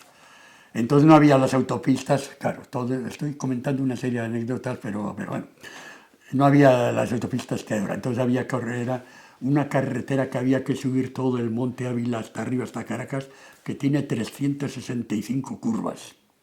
Y en eso íbamos subiendo, bueno. Y por fin, bueno, ya nos acomodamos en una pensión que se llama la Quinta Guadarrama. La Quinta llaman allí a los chalés, quinta tal, quinta cual, quinta, incluso de nombres euskéricos había cantidad, Ibaizábal, Vidasoa y compañía, ¿no? No, yo en Quinta de Guadarrama, que era de un exilado que era contrario al gobierno que estaba entonces en Venezuela, de Pérez Jiménez. Y bueno, al de poco tiempo ya de llegar allí, estuvimos en la pensión, que no nos preocupáramos, que el trabajo que ya habría. Ahí empecé a conocer a la constructora Vizcaya Baskonia, de Ruiz de Aguirre, los talleres de Atucha de Munguía, el taller de carpintería, las herrerías todas estaban en manos nuestras, taller Eibar, talleres Vizcaya, taller del Delgado Chalvo y más. Conocí en el año siguiente, total, que el año 50, de ya un mes y pico, nos dijeron, no os preocupéis que a partir de tal fecha vais a venir a trabajar aquí. Y efectivamente, así fue, en mayo, abril, mayo, estuvimos un mes sin trabajar ni nada, pero ya nos dieron trabajo en ese taller, que los dos eran socios de aquí, del Puerto Viejo de Algorta. Bueno, ya nos dieron, en la Quinta Guadarrama, nos juntaron la mayoría de vascos y ingenieros, además gente de mucha presión, solterones. Y ya las primeras amistades fueron algunos que venían ya que ya llevaban aquí, que habían venido de niños del año 39, estaban ya desde el año 39, nosotros estábamos ya en el año 50, y ahí empecé a volver a reencontrarme con muchos de los que habíamos estado en el colegio de San Juan de Luz, que fueron Martín Ugalde, Chichi Pía, Antonia Arocena, que ya me reencontré otra vez en Caracas, ya estando trabajando ahí en el taller, es que le mataron a Delgado Chalbó, el día 13 de noviembre del año 50, mataron los mismos del gobierno. Le mató, bueno, parece ser que la intriga fue del general Urdaneta, que luego se escondió en un chalet que también se apellidaba vasco, Aranguren, y escondió, pero ya le cogieron preso, no le fusilaron, y se hizo cargo Pérez Jiménez con Llovera Páez. Entonces, esos años del 50, era el que gobierna, aparte de que le mataron al presidente, porque era un triunvirato militar, le mataron al verdadero presidente, a Delgado Chalbó, y se hizo cargo Llovera Páez y Pérez Jiménez. Bueno, la vida en Venezuela para mí fue muy, muy ilusionante, fue tan fácil, el clima era primaveral. Bueno, eso luego me di cuenta porque luego viví 29 años y unos meses, digo 30 muchas veces, pero bueno, 29 años. Y a todo esto, pues todo era novedad. El impacto entonces justo llegué 10 días más de que habían inaugurado el centro vasco actual, el Fuerte, porque anterior, el primer centro vasco que estaba de Turco a Balconcito, yo no le conocí la casa, que había sido el primer centro de agrupación de los vascos primeros que llegaron allí, en los años 39-40. Y en el centro vasco pues llegué. Pero ya enseguida un tal Julio, que fue el mejor amigo que he tenido en mi vida, ya murió hace muy joven además, y empezamos a ir al centro vasco. La sorpresa mayor dentro de las cosas que había era de que ir al salón de arriba había que estar vestido con corbata, lo primero que veía. A chicos que yo conocí, de Guecho, Emalde y compañía, me decían, ¿sabes? ¿Pero tú crees que hay que estar en corbata? Luego todo eso desapareció. Pero otra de las cosas que fue chocante, impactante, fue de que ya la juventud, porque claro, chicos que habían ido de aquí con 14, 15 años ya tenían 20 años, que yo con 23, 24 años me fui allí. Y se quería hacer el baile, había además Ismendi, acordeonista, Chistularis y demás. La juventud ya pedía, Eusko Gaztedi, que estaba formado por Martín Ugalde, por cierto, que era el que fundó Eusko Gaztedi de Caracas, no se podía bailar a lo agarrado. O sea, era sacrosanto la gente del centro vasco. Estaba la fotografía de Sabino Arana en un lado, y luego creo que era José Antonio Aguirre, San Ignacio Loyola, San Francisco Javier, en fin, todos los más simbólicos de eso, ¿no? Y había una discusión, porque claro, esa gente que fue del año 39 todavía venían con toda esa problemática de la guerra que había, se había perdido la guerra, muchos creyendo que se iba a volver, que la guerra, luego ganó Hitler, bueno, vino lo que vino, la guerra mundial, y ya aquellos los años iban pasando, y bueno, entonces, a cuenta del baile agarrado, y claro, nosotros nos hacía chocar. Después de conocer aquí las plazas públicas, en las que todas las plazas, Portugalete, Enguecho, Verango, etcétera, etcétera, Sopelana y demás, pues se bailaba a bailar, pues, los chavales de 20 años, y entonces fue una cosa chocante. Pero claro, esa gente que llevaba de entonces, para algunos el centro vasco tenía que ser como un bachoqui, una cosa como... Aquí los bachoquis, en aquella época no había bailes, había que ir a la plaza pública. Y demás. Total, que bueno, pero a todos, y claro, ¿qué pasó? Que muchos jóvenes empezaron a escapar del centro vasco, jóvenes, y es más, empezaron a alternar el centro gallego, porque allí luego centros, como estaba el centro vasco, está el catalán, asturiano, gallego, que fue la más numerosa en cuanto a socios, tenían una muy buena organización. El centro vasco, en esos años del 50, fue, de aquí creo que es cuando más gente, socios, se porque hasta entonces fue aquella primera emigración, los primeros barcos que llegaron, que es los que hicieron el edificio, que se conoce hoy todavía, y que todavía está, que perdura. Y total, que empezaron a marchar, porque claro, querían pues, bailar y se empezaron a juntarse pues con centros gallegos, con gallegas, vamos a decir. Es más, hubo incluso algunos matrimonios. Y es más, se fundó una quinta, un chalet, que se llamaba Aberri. O sea, ya empezaba una... Y entonces ya, por fin, ya se aceptó en uno de los salones del Centro Vasco, la parte baja, de hacer baile más o menos de la juventud y que se pueda alternar. Y bueno, eso fue, el primer impacto fue ese del baile raro, porque, como digo, porque había pues esas situaciones. Si Sabino Arana resucitase, ¿qué iba a decir? En fin, esas cosas que después de que ya habíamos conocido, yo ya conocí desde el año 41 que vine aquí, hasta el año 50, pues hice el servicio militar aquí y demás, y yo ya sabía cómo era el sitio, porque Franco luego duró hasta el 75. Y entonces fue impactante, pero bueno, ya eso, es más, ya había gente también entonces, una división bastante fuerte de gente que eran del Yagui, de Acción Nacionalista Vasco, pero bueno, el núcleo fuerte era el centro vasco. Luego hubo centros vascos también, lo mismo en Puerto Cabello, Maracaibo, Puerto La Cruz, Maracay, Valencia, hubo el Tigre, etcétera, el sitio de la petróleo de Venezuela, pero el fuerte de Caracas está, que es la que hay en la fotografía. Y a todo esto, pues, bueno, la vida del centro y la vida de Caracas, pues cada quien luego se acomodaba a trabajar. Yo luego tuve un taller de carpintería muy amplia, tuve hasta 30 obreros bajo mi tutela, vamos a decir. Trabajamos mucho con el gobierno, incluso con el gobierno venezolano, con el Banco Obrero, que entonces era el que manejaba la construcción, y ahí empezamos a hacer cocinas americanas, puertas, trabajando bueno, con el gobierno de Betancourt, con Caldera, con Leoni y demás. La vida era fácil, se trabajaba, pero la vida era muy fácil, había grandes cosas,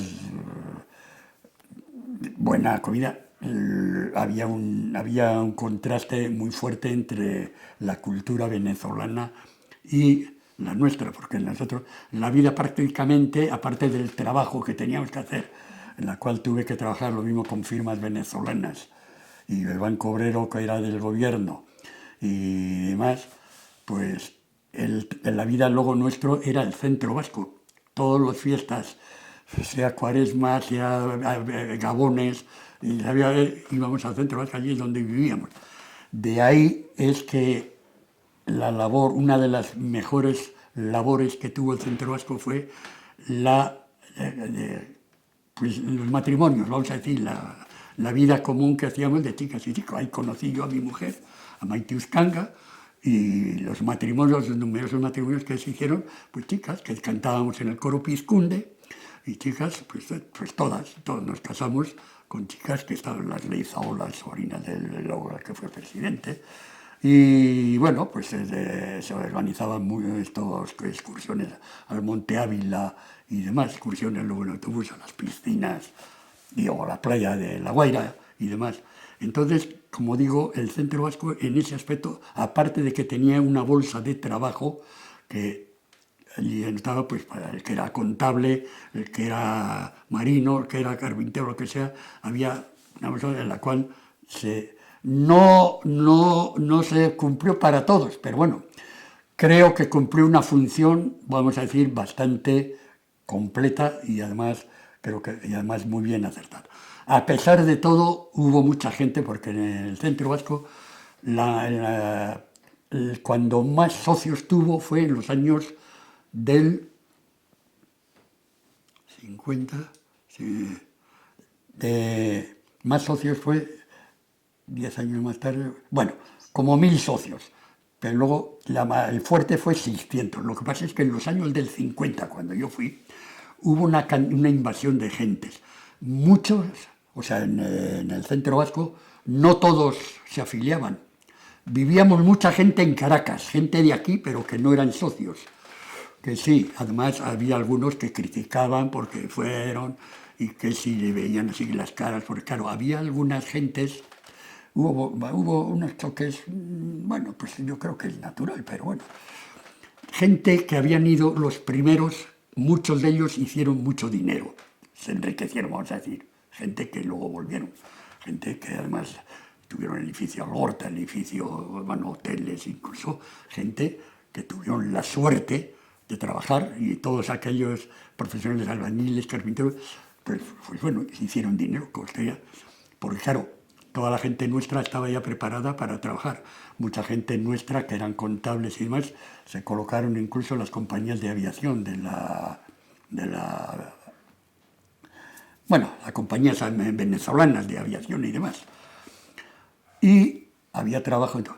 Luego sí se complicó porque hubo una gran fuerza, una avalancha de italianos. De Italia vino mucha gente. Gallegos era la colonia más numerosa, digamos, del Estado español. Los gallegos pululaban, pero había centro catalán, centro nuestro, centro asturiano, donde estaba, bueno, famosos en Cataluña hermanos de Pi y Suñer, que habían sido ministros. Tuve la suerte de conocer mucho y además tuve muy buena amistad con Justino Azcárate, que fue ministro de la República Española, porque trabajaba en una compañía de los Eugenio Mendoza en Venezuela, multimillonario, que tenía el hierro, el cemento, la Living Williams, la familia, la cerveza Polar, todo estaba en manos de Eugenio Mendoza y su cuadrilla. Incluso la cuestión de las líneas aéreas también, con Bulton y bueno, una gente. Y vizcaíno, una gran mayoría. Pero había una colonia fuerte también de navarros. Y alguna, no muy numerosa, pero de alaveses también, o sea, de algún labortano tal hubo, pero la mayoría éramos guipuzcoanos y vizcaínos. Y ahí en el Centro Vasco pues se organizaban fiestas, se daban clases de euskera, con Martín Ugalde y Andoni Arocena, que lo cité el día de Galdácano.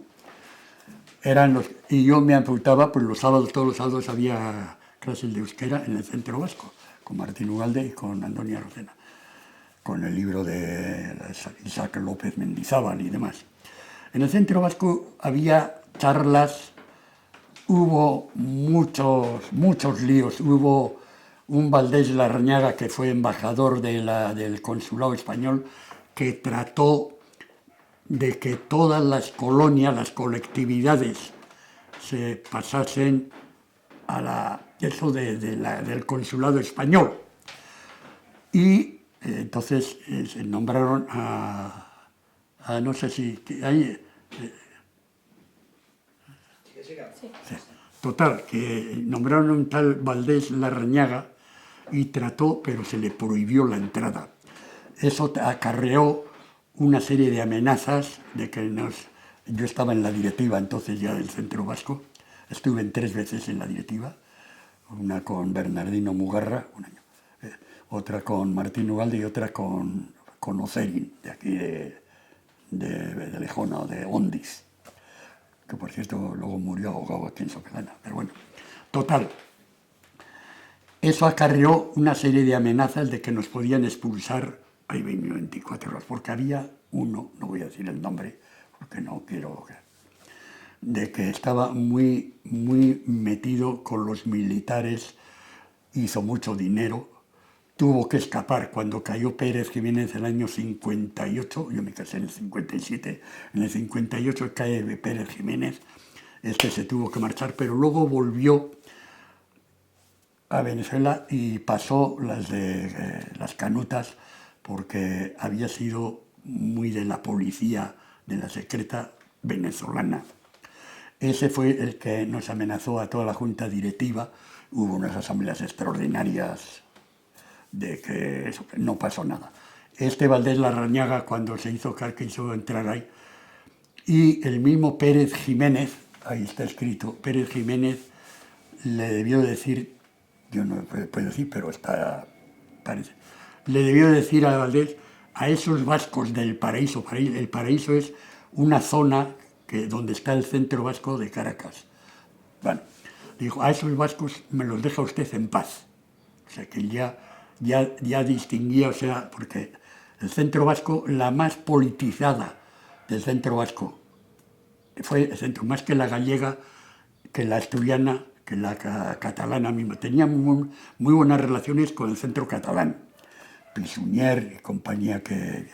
En el Centro Vasco estaban pues Lasarte, que había sido consejero del gobierno vasco, estuvo Santiago Aznar, que fue consejero del gobierno vasco de la República, vivían en Caracas, hubo una serie de señores de intelectualidad fuerte, euskerólogos y historiógrafos, de profesionales, médicos, tuvimos médicos, ingenieros, abogados y todo, un montón de... O sea, el Centro Vasco aglutinaba como un pueblo, pero que todos vivíamos bajo un techo, pero que uno era de Ondarroa, el otro era de Mañaria o de Iruña o de Algorta. De toda la colectividad, de todos los pueblos, de todo estaba muy... de Azpeitia, de Azcoitia, Donostiarras, y entonces, ¿qué pasaba? Que en la vida del Centro Vasco, todas las festividades de la tamborrada, pues se hacía la tamborrada. Las fiestas de los navarricos con el pañuelo rojo y no había toros, pero sí se celebraban las cenas y todo. Todas las fiestas, digamos, patronal, San Ignacio, Cuaresma, Semana Santa, Gabones, villancicos, pues bueno, hacíamos un poco la vida de lo que es aquí el pueblo. O sea, allí teníamos una gran diferencia, gentes que estaban muy bien situados, bien acomodados, pero todos estábamos dentro de la colectividad vasca. Aguirre, José Antonio Aguirre, de la cual tuve la suerte de haber varias veces charlar, no porque íbamos una cuadrilla de entonces los que teníamos el espíritu un poco inquieto, dentro de Eusko Gaztedi, pues allí donde se hospedaba José Antonio Aguirre, íbamos, la primera entrevista o tertulia que tuvimos con él fue en el Hotel Ávila, en el año 52 creo que fue. Luego ya se hizo el Hotel Tamanaco, que fue otro hotel ya de muchos nombres, ahí se solía hospedar. Y cada vez que venía, pues un grupo de los que llamamos de Eusko Gaztedi, pues como digo, Martín Ugalde y una cuadrilla de los más inquietos, solíamos ir a visitarle y solíamos charlar. Bueno, él pues siempre nos daba un ánimo. A todo esto se había celebrado los 25 años del gobierno vasco en el exilio, hubo una concentración en país. Y él, Aguirre, inflamaba.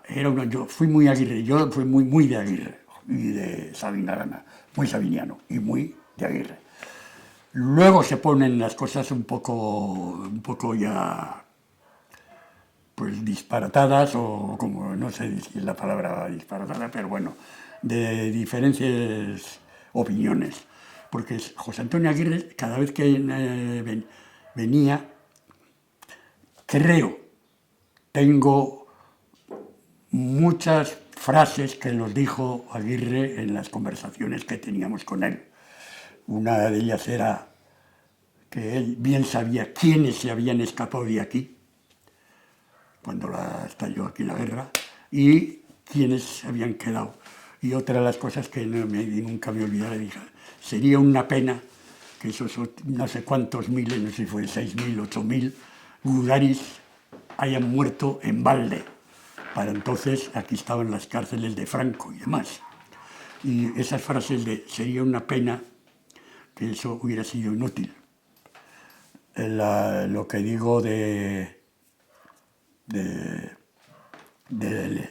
decía, ¿estáis vosotros dispuestos hablaba todo esto de una juventud que ya aquí se estaba, bueno, viviendo lo que luego iba a ser ETA y no ETA además, pero ya sin decirnos ETA, nosotros entonces, yo también fui del PNV, de allí del exilio, vamos a decir, de Caracas, y claro, cada vez que venía Aguirre, pues él más bien venía a recoger un dinero, porque allí hubo gente y cada uno colaborábamos pues, lo que podíamos, damos 100 bolívares, otros darían 1.000, y solía tener una buena recaudación. Yo diría que mucho de la estadía del gobierno vasco en el exilio en París, claro, el gobierno vasco ya se había reducido a unos pocos. Estaba Lizaola, estaba Landaburu, estaba Santiago, el que luego vino a Caracas, y bueno, pues una gran parte de eso que tenían en París venía de Caracas, creo que fue. No digo que no hubiese dinero de aquí tampoco, y algunos quedarían, pero creo que una de las bases, por lo menos esa era la creencia que teníamos nosotros en Caracas, de que podían más o menos malvivir, si se quiere decir, de la gente que estaban en París. Ya la guerra mundial había terminado, estoy hablando ya del año, terminó cuando, en el año 45, estoy hablando del 50, 55, 50. Creo que una de las del gobierno, una gran parte de esto fue de la colonia vasca de Caracas, colonia vasca y de las que estaban en toda Venezuela, porque ya he dicho antes, Maracaibo, Puerto Cabello, Puerto La Cruz, Valencia, etc. Había colonias, pero la numerosa fue la de Caracas. Entonces, otra de las cosas que me acuerdo de Aguirre, pues decía cómo una vez le llamaron desde Estados Unidos, en plena guerra, y le propusieron a ver si estaría dispuesto a saltar aquí. Claro, esto en plena todavía estaba en la guerra, que se decía que si Franco iba enteramente, bueno. Y le enseñaron una fotografía en grande de todo este panorama, vamos a decir, de toda la costa nuestra, Bermeo y más. Y él a ver si estaba dispuesto a saltar en un X sitio de aquí, sea la Galea, o sea en Bermeo, o sea donde sea, con algún grupo de americanos, pues claro, preparados. Y él estaba dispuesto. Entonces, cuando volvió a París, pues comentó a sus amigos. Ya para entonces, Aguirre ya había escrito el libro de Guernica, Nueva York, pasando por Berlín, que fue un libro que yo lo leí, pues cuando mi aita estuvo muy relacionado con la librería esto de Argentina, donde estaban Irujo y Tellagorri y compañía, otros asesinos de toda la diáspora vasca. Y entonces y entonces cuando fue a la ciudad de eso, dijo, pues me han ofrecido esto. Total, no pasó nada porque ya la guerra ya se acababa y no hubo. Franco no se metió en la guerra porque Serrano Suñer, estando nosotros aquí, que era cuñadísimo de Franco, nos mandó una división azul, que se llama, y fueron a Moscú, a Rusia. O sea, y se quedaron algunos, incluso algunos de Algorta también allí murieron en plena guerra. Pero no pasó nada. Serrano Suñer, Franco tuvo la habilidad, porque ya para entonces Franco ya tenía algunos dentro de su gobierno, la mayoría eran vascos, Lequerica, Laucirica, Galarza, Esteban Bilbao y una serie de agentes eran los que formaban el gobierno. Y hubo el general militar, que era anglófilo, y ese parece ser que debió de frenar mucho, total que Franco le destituyó a su cuñadísimo Sara Suñer, porque claro, ya la avanzada de Hitler en Rusia, que estaba en la campaña rusa, empezaba a retroceder, porque aquí hasta el año 42-43 esto era imposible. Aquí empieza a cambiar un poco el ambiente de los nazis.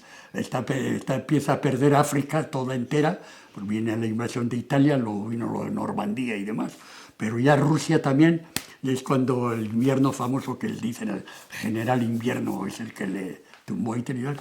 Entonces todo eso mezclado, y al general, pues bueno, uno que fue anglófilo y le destituyó a Serrano Suñer y se puso un anglófilo, y ahí Franco en ese aspecto creo que tuvo la entrevista en Irún, que es famosísima, en Hendaya, con Hitler, pero no se metió en la... Pero en esos años, yo vivía todavía aquí, creíamos ya que la guerra venía. Tal era así que estábamos deseando, porque ya creíamos, pero Franco... Primero, con Hitler parece ser que dijo que no, que aquí España estaba empobrecida, que, ¿sabes?, que había ocurrido la guerra del 36 al 39. Todo esto aquí, el panorama de aquí era, que por eso digo a mucha gente, no tienen ni idea de lo que ocurrió, de lo brutal que fue, lo sombrío, lo triste, y pues aquí no se levantó nadie. Sí, ya se empezaban a hacer cositas, una icurriña que apareció, una pintada que apareció en no sé qué muro de Archanda, y que todo eso nos daba un cierto ánimo. Pero bueno, a lo que voy, Franco no se metió en la guerra, no le ayudó a Hitler, sí ayudó en colaborar, porque aquí estaba el barco Königsberg, el acorazado Königsberg, el muelle de Arosa, que debió ser el centro de espionaje de los alemanes. En la guerra nuestra estaba el Königsberg, un acorazado, creo que luego en la guerra fue hundido por los ingleses, aparte del Bismarck, el acorazado Königsberg, que ahí es donde le agarraron al embajador austriaco. Precisamente su yerno le detuvo, que fue ahora no me viene el apellido, le detuvo cuando se embarcaba en el Königsberg y le encajaron la valija, y siendo Leizaola presidente de justicia, el ministro o consejero, como se quiera llamar, del gobierno vasco, mandó fusilar. Está enterrado en el cementerio de Begoña, este embajador austriaco, porque la agarraron con toda una cantidad de datos o propaganda que llevaba. El famoso Goicoechea, que hizo el cinturón de hierro, que se llamó, que yo era chaval, yo anduve, luego he andado ahora más tarde, porque todavía hay las famosas nidos de ametralladoras de hormigón, todavía existen por todo el monte de Juan Pepe y Vizca. Bueno. Y el famoso ingeniero se volteó, se escapó y pasó a Franco, y claro, en el sitio precisamente que no había cinturón de hierro, por ahí es donde entraron luego los nacionales, por el Vizcargui, la Rezúa, entraron por ahí donde fue y llegaron a Archanda, porque por el lado de la costa les costaba, más en Bermeo, el Guderian nuestros acorralaron a todo un ejército de italianos. Bueno, luego pues, tenían aviación, tenían de todo y pudieron escapar y demás. Pero todo eso revuelto yo tengo todo un caramelo dentro que ahora voy otra vez para Venezuela, y la vida en Venezuela fue estupenda, bonita, se ganaba una vez de trabajar, también había gentes. Dentro del centro vasco tuvimos de todas las leches, vamos a decir, de todos los agnósticos, muy del PNVistas, bueno, otros de Acción Nacionalista Vasco. Luego viene lo que surge, EKIN y demás, ETA, que también influyó, también tuvo un impacto en Caracas, yo también fui simpatizante, y lo que recaudábamos era precisamente para presos, pero ahí se enconó. Ya había también sus diferencias cuando existía los grupos de ANV y los de Aguillaguis, que fue una organización que vino con la guerra, pero que vino la guerra y la guerra apabulló, aplastó todo lo que pudo. El grupo argentino peronista y demás lo mataron, pero tuve la suerte incluso hasta de darle la mano. Le cantamos el himno argentino, y estaba en todo un banquete que se organizó, Aramburu allí.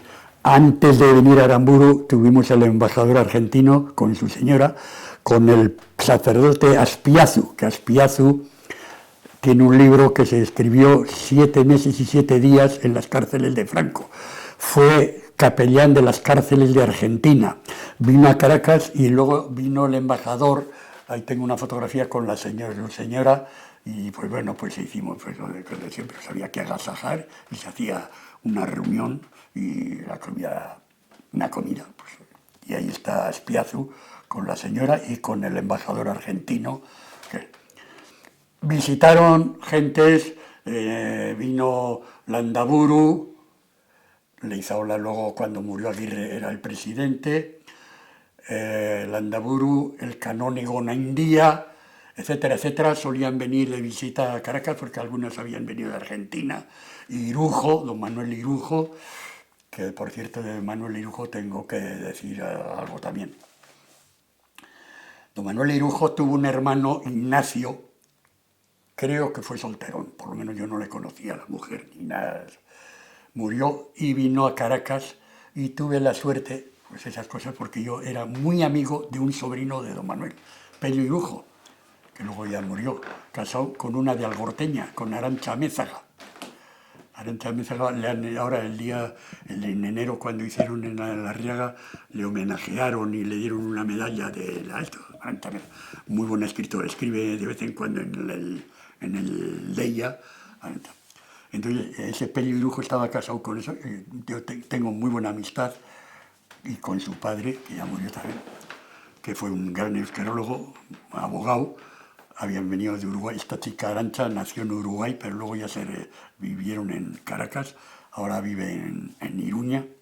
Entonces, con don Manuel Irujo tuve como una hora, pues así como estamos ahora tú y yo aquí hablando, ¿no? Y todavía no había surgido, sí. Estaba todo muy revuelto. ETA estaba haciendo sus líos, sus problemas, una muerte, lo que fuera. Y entonces don Manuel Irujo, yo fui a esa casa no porque yo busqué, esperando a Pello Irujo que trabajaba muy fuera de Caracas, y entonces más o menos hasta que viniese el sobrino estaba pues con él en la casa de Pello Irujo solos. Y estuvimos charlando pues, muy amigablemente. Él estaba entonces todavía muy pesimista de lo que aquí, todavía Franco estaba viviendo en esos tiempos, y muy pesimista y decía, bueno, si se salva el euskera ya como última una cosa, se decía, ¿no? Y a todo esto pues llegó Pello, porque yo fui a valorar un poco todos los muebles que estaban en la casa de Ignacio Irujo, hermano, que había muerto, pues tener una idea de lo que podría estar en toda la... Como yo había trabajado en ebanistería y todo eso, pues bueno, les di una idea de lo que podía costar pues una idea aproximada. A todo esto llegó Pello Irujo, pero a mí, entonces tuvimos una conversación muy agradable, muy buena. Para mí creo que fue un hombre valiente, creo que debería de haber sido el sucesor de él, pero como fue ministro de la República, porque el Partido Nacionalista le había mandado ministro de Justicia, que hizo una gran labor en el Madrid con Jesús Galíndez. Jesús Galíndez, ya sabéis que luego le mataron, Trujillo, eso fue otro impacto fuerte en el centro vasco. Aguirre hizo una visita también allí. Total, que fue una conversación con muy, muy agradable, y a todo esto llega ya su sobrino Pello, y digo, no, Sabin no es un chico muy majo y tal, pero es muy, muy simpatizante de ETA. Y dijo, bueno, no sé, ya entonces era el principio, no había lo que luego yo también he conocido, lo que ha ocurrido y demás, ¿no? Pero bueno, es verdad, fui... Y además teníamos una consigna de que lo que recaudábamos, lo que mandábamos, por ejemplo, los aguinaldos de Navidades, digamos, recorríamos toda Venezuela, no sé, hacíamos en grupos de 5 o 6, cantando a Santágueda, uno está en Caracas, yo recorría toda la, se puede decir, de todos más o menos simpatizantes, porque hubo puertas que nos cerraban la puerta, no querían saber nada. Ya sabían que la ayuda era para presos o para gente que estaba escapado en la Burdi, en fin, ya hubo un malestar muy violento, se puede decir muy incómodo. Luego ya se fue calmando, cuando ya me había casado con hijas y con todo, ya se fue suavizando y ya venimos ahí. Pero sí es verdad que hubo un ambiente muy violento, porque claro, el centro vasco era un bastión completamente, pues bueno, digamos, del partido. Y además familias del mismo Leizaola, estaba Ricardo Leizaola con todas sus hijas, que fueron muy amigos míos, Carmele, Itziar, John, pues Xavier Leizaola. Pero sí es verdad que hubo un ambiente bastante desagradable en esos años de, bueno, pues confusión, nosotros colaborábamos, porque claro, en tanto fuimos de Eusko Gaztedi y seguimos, pues pasaba el tiempo y pasaba y siempre estaba la famosa vuelta que yo ya conocí estando aquí antes de ir a Venezuela. Se hablaba creyendo que al terminar la guerra mundial en el año 45, ya la vuelta es tal así que amigos míos de ya de 20, cuando se murió, yo tengo 20 años aquí. Y hay amigos míos que incluso recibieron ya alguna pistola y todo para tener en su bolsillo. Creíamos que venía la vuelta ahí mismo. Es más, de Algorta se escaparon muchos. El jefe de la Guardia Municipal, que era navarro, como es una familia muy conocida en los navarros, dentro del Unión Pueblo, era jefe de la Guardia Municipal, y algunos, los Urtasun, el jefe de la Guardia Municipal, y todos se escaparon de aquí ya del pueblo porque creían que venía la vuelta, que lo estábamos palpando. El año 45 veíamos aquello como que venía. Y claro, Gudaris, que habían estado en la guerra y todo pues esperando, o sea, total no fue nada. Vino luego, es más, creo que una de las cosas que le influyó mucho, aparte de que era un gran fumador, José Antonio Aguirre, un fumador empedernido, ya le decían los médicos que no fumase tanto, pero bueno, eso no había forma de quitarle. Creo que influyó mucho el abrazo de Eisenhower, que era el héroe, luego en la terminada la Guerra Mundial y demás, el reconocimiento y el abrazo que hizo con Franco. Creo que para Aguirre fue un batacazo enorme, porque todos creíamos, es verdad que todos, cuando Churchill, Roosevelt, que no conoció el final de las guerras porque se hizo cargo Truman, pero todos esperábamos de Norteamérica. Pero ¿qué pasa? Que termina la Guerra Mundial, Churchill es muy amigo de, no sé si fue de Gaulle, y Roosevelt del otro general Giró. Bueno, a todo un caramelo, y Aguirre creyendo que la democracia que Argentina. Pero cuando Eisenhower le dio el famoso abrazo a Franco en los años, ¿qué? 52, 53, sí, fue. Ahí creo que fue porque luego Aguirre murió en el año 60, bueno, creo que fue un batacazo enorme lo que le ocurrió. A todo esto, como he dicho antes, hubo muchas cosas muchas cosas de las que nos decía de lo que venía, de la juventud que venía y de todo lo que se estaba ya cociendo aquí. Bueno, volviendo otra vez hacia atrás, en el centro ya, como digo, era un pueblo que con todas, pues hubo de todos. Hubo hombres que abandonaron sus mujeres aquí, hubo hombres que hicieron algunas brutalidades. Uno que trabajaba en la Coca-Cola y, bueno, pues algo de corrupción que se está hablando ahora tanto aquí, en pequeña escala, salvando las diferencias, pues también hubo algunos. Hubo uno que llamaban, que fue de portero, porque claro, se formó equipos, el Centro Vasco tenía un equipo que con don Gonzalo Aranguren, que era un gran cirujano, muy famoso, se organizó un equipo de Mandalunis, que fue jugador del Athletic Bilbao, y luego llegó a Caracas con su mujer, que fue la famosa protagonista de Macumes de aquí, del Partido Nacionalista Vasco. ¿Cómo se llama? Bueno, muy conocida entre las mujeres propagandistas. Bueno, Mandalunis era el marido y se formó un equipo y se jugaba contra los jesuitas, que tenían un equipo, contra la Universidad Central, contra la Salle, Universidad, bueno, un equipo dentro de eso, hasta que vino el Real Madrid por primera vez, el famoso Real Madrid, y bueno, pues claro, jugaban mucho.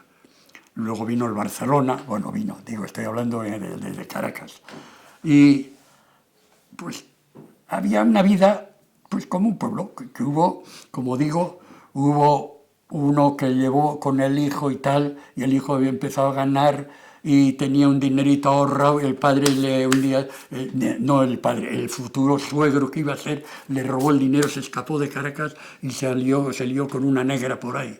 En fin, quiero decir con esto que hubo de todo, hubo quienes colaboraron con el gobierno de Venezuela, hubo mucha gente con de Acción Democrática y COPEI, que era Rafael Caldera, presidente.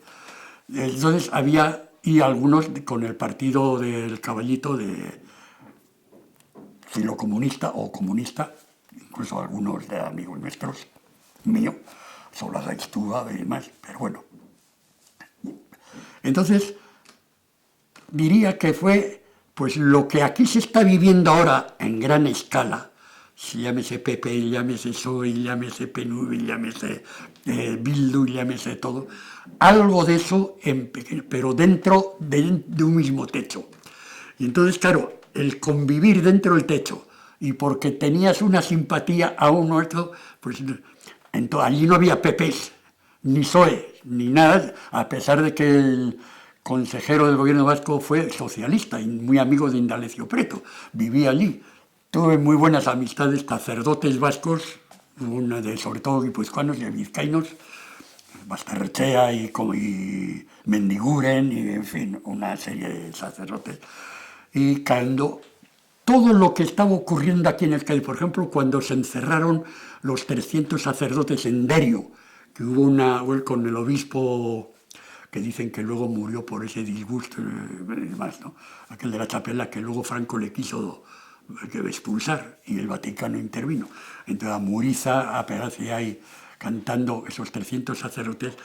Y en esa época vino el obispo de Guipúzcoa a visitar a todos esos curas que estaban distribuidos por varios sitios de Venezuela. En Caracas se quedaron algunos, otros se fueron a San Cristóbal, en fin, distribuidos a bastantes provincias, y a todos ellos les dieron iglesia, porque en Venezuela no había clero, no había curas para Venezuela, todos fueron muchos vascos, sacerdotes vascos.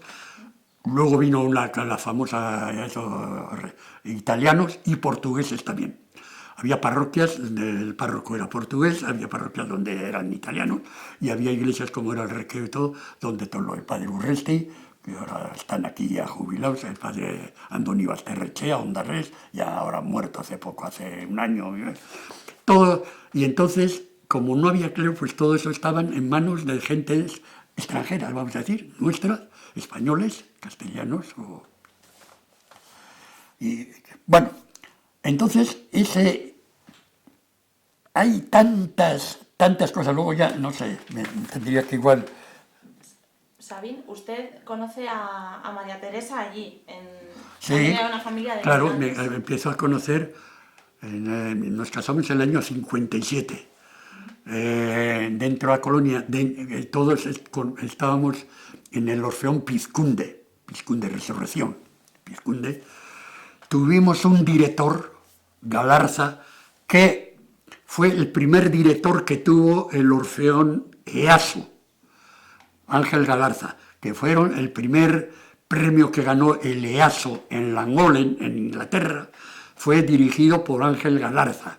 Ángel Galarza vino a Caracas ya llevábamos años allí, y se hizo cargo del coro. A todo esto se habían organizado ochotes, un poco recordando lo que había. Y los ochotes todos teníamos un nombre, yo representaba a Álava, otros a Vizcaya, otros a Navarra, y grupos navarros, Vizcaya pues era Paulino Urresti, con los navarricos eran otros, pues con Urroz y compañía, yo representaba, y otro de Eusko Gastedi. Y antes del Galarza se hizo cargo del ochote de Eusko Gastedi de allí. Eran muy bonitas las festividades que se hacían, porque claro, éramos 8 grupos de ochotes y cantábamos todas las canciones, el Beti Maite, el Laguria Uná, el Cheu Karchen Landago, y etcétera, etcétera, de todas las canciones de aquí, ¿no? O sea, cantaban algunas bilbainadas, el Racataplau, de José Franco, músico, José de Guridi, el Atormútil, en fin. Y Galarza, con don Lucio Arechavaleta, entonces presidente, mejor dicho, Gonzalo Aranguren, era el primer, porque se hicieron 2 concursos de ochotes. En una creo que teníamos que haber ganado nosotros, pero bueno, y ganó el Coastedi. Y entonces Lucio Arechavaleta nos reunió a los 4 o 5 directores que habíamos organizado yo con el grupo Árabe, y a ver quién sería el director. Y claro, todos Ángel Galarza, porque ya venía con un renombre, que había sido director del coro EASO. El coro EASO fue un grupo que no quiso juntarse con el Orfeón Donostiarra.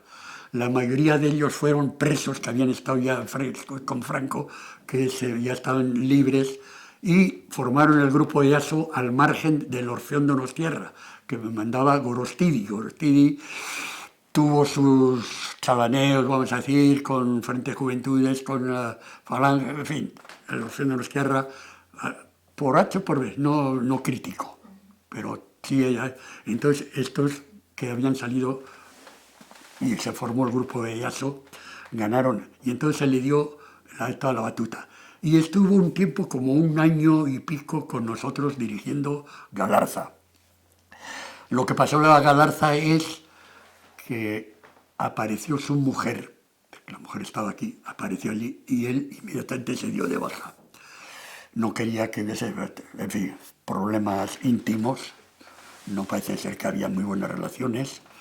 Tratamos de volverle a recuperar. Yo fui con Bernardino Mugarra donde él, porque yo tuve mucha amistad con Galarza, mucha, porque yo era el que manejaba también un poco en el coro Pizkunde, con los papeles, con la música, organizaba las cuerdas, cuerda de barítonos y bajos, yo enseñaba, bueno, etcétera, etcétera, ¿no?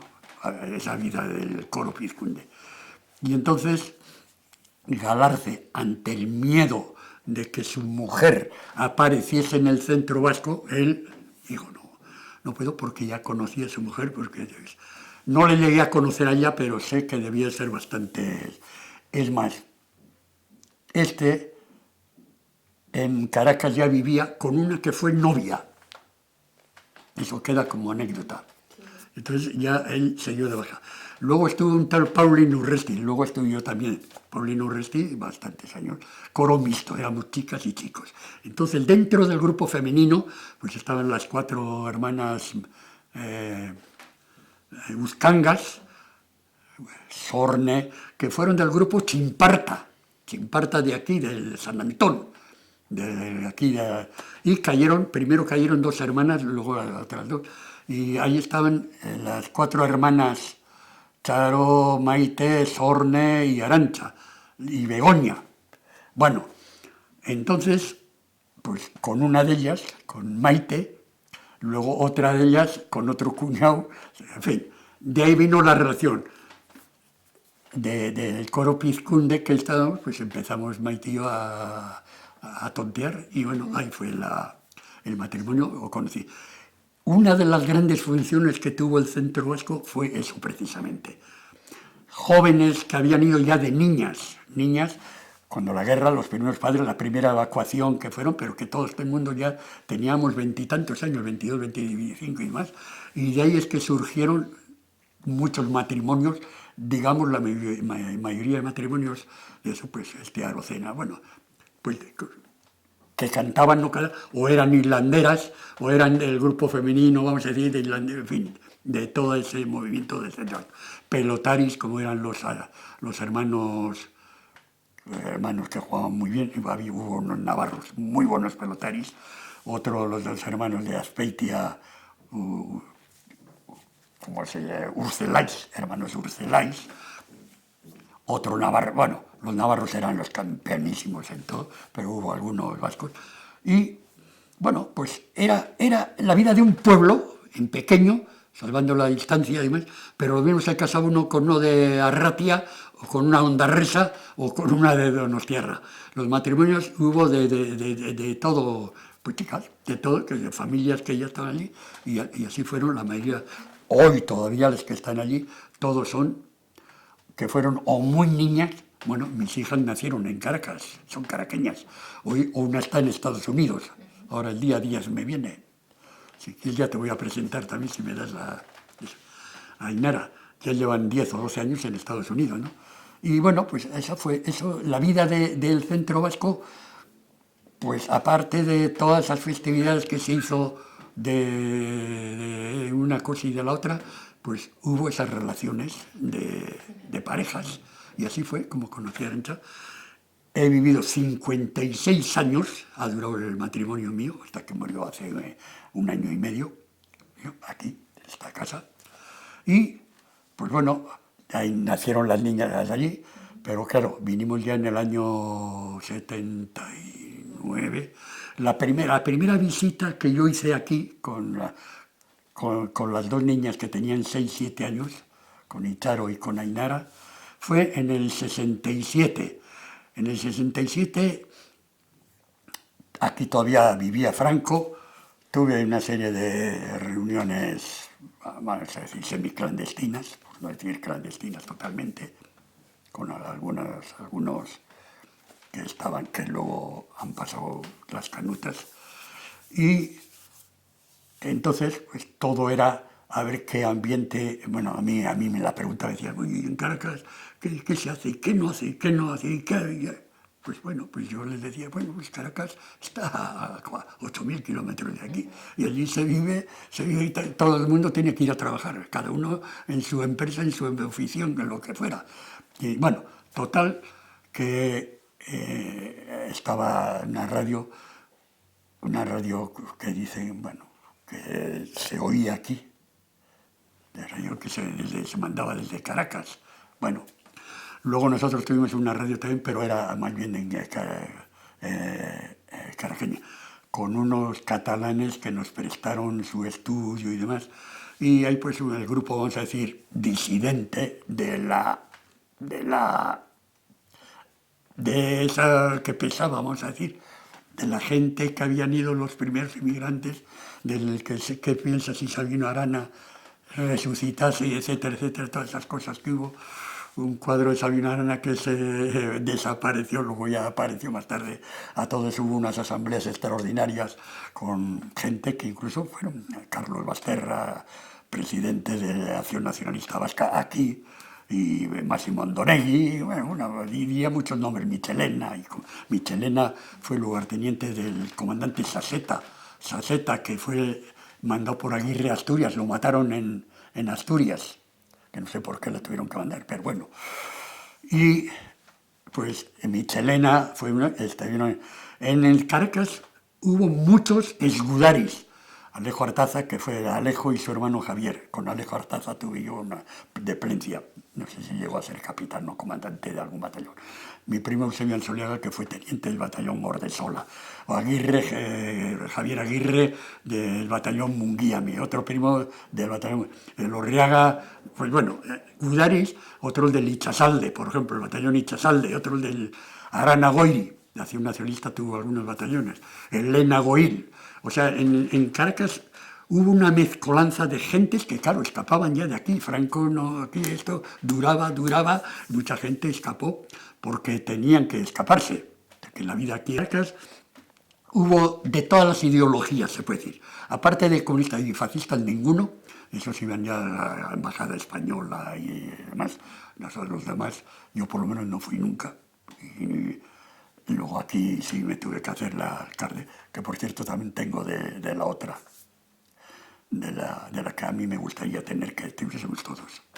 Y entonces en Caracas había de toda clase de mentalidades nuestras, todos. Si se quiere, distintas entre nos, como hay ahora, llámese Bildu, llámese PNV, llámese como sea, ¿no?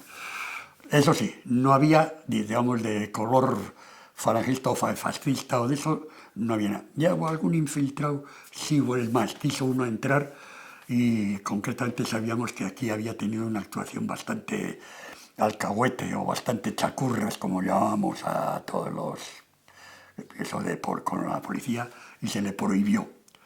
A pesar de todo, pues es posible que hubiese alguno, también hubo algunas denuncias de que si alguno que estaba en el centro vasco era policía también, en fin, esas intrigas, había de todo lo que se está respirando aquí en una escala mayor, ¿no? Pues eso se respiraba en el centro vasco de Caracas. Luego hubo gentes que ya se marchaban del centro vasco y se hacían socios del club de Puerto Azul, que y mucha gente se escapó ya, digamos, dejaron de ser socios, porque claro, pues ya mucha gente ya había aceptado la vida de Caracas con sus familias, hijos, nietos y demás que venían, porque nietos. Yo ahora tengo los nietos porque han nacido aquí, pero mis hijas son venezolanas, aunque ahora tienen el lado de Estados Unidos, ahora es americana, pero nació en Venezuela, nació en Caracas. En fin, toda esa parafernalia de gentes y cruces de juventudes y demás, con distintas... que lo que prevaleciera era el PNV, por supuesto, pero pues era la vida de un pueblo. No sé. En su caso, Sabin, Sí. que también había formado una familia allí, ¿en qué momento decide retornar? Claro, ahí tengo las casas. La casa, aparte de Dendariña, luego hice yo una casa que tuve. Hubo un sacerdote, Silverio. Bueno, todos los sacerdotes vascos.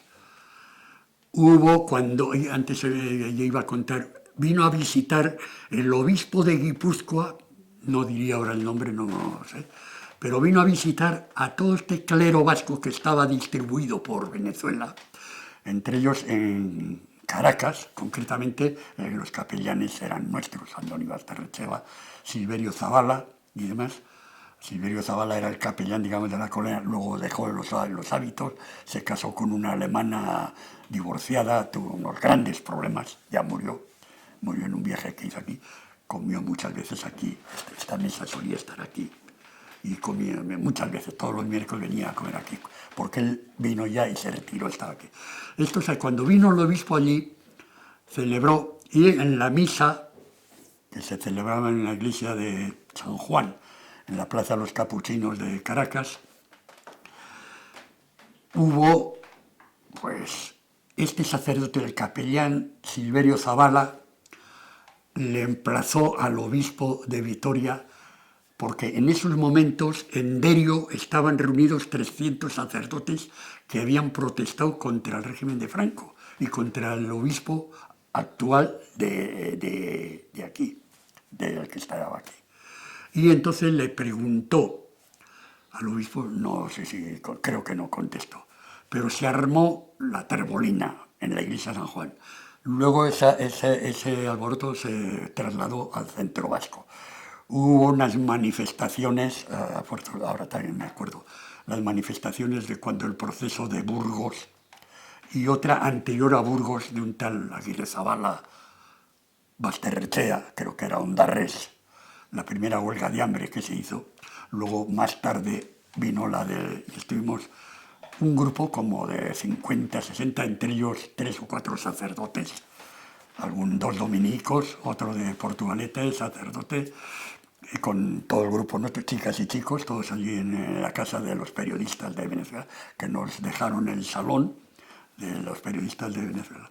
Bueno, total que este obispo le llamó y se armó la terbolina. Entonces, en el centro vasco ya le querían destituir al capellán, a Silverio Zavala, que llevaba años celebrando él la misa no era Euskeldun, pero a trancas y barrancas un chico Narres, Urresti, le preparaba un poquito en euskera y leía, bueno, pues esas cosas, porque ya se había empezado a implantar la misa en euskera también, una vez de que se hizo esto, porque lo más todo era en ardera. Bueno, y los que éramos del grupo Pizkunde, pues claro, amenizábamos, cantábamos el Ave María de Usandizaga y de no sé cuántos de Beethoven, el Los Salutaris, el Mortis Tui de Mendelssohn y unas motetes de tipo religioso y demás.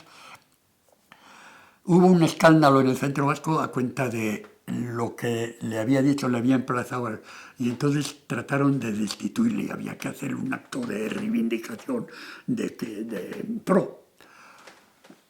Fue un lío que duró X tiempo, pero pasó, o sea, líos de ese tipo hubo muchos. Esas diferencias de cada vez que venía Aguirre, esto del obispo, ¿qué iba a decir yo antes de las cárceles?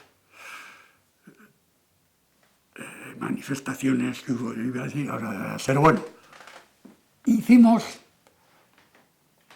toda una vida que yo diría que es lo que está pasando aquí. A mí ya, por ejemplo, es más, yo estando ya en Caracas, ya tuve una impresión que me la hice a mí mismo, decíamos, si algún día volvemos a Euskadi,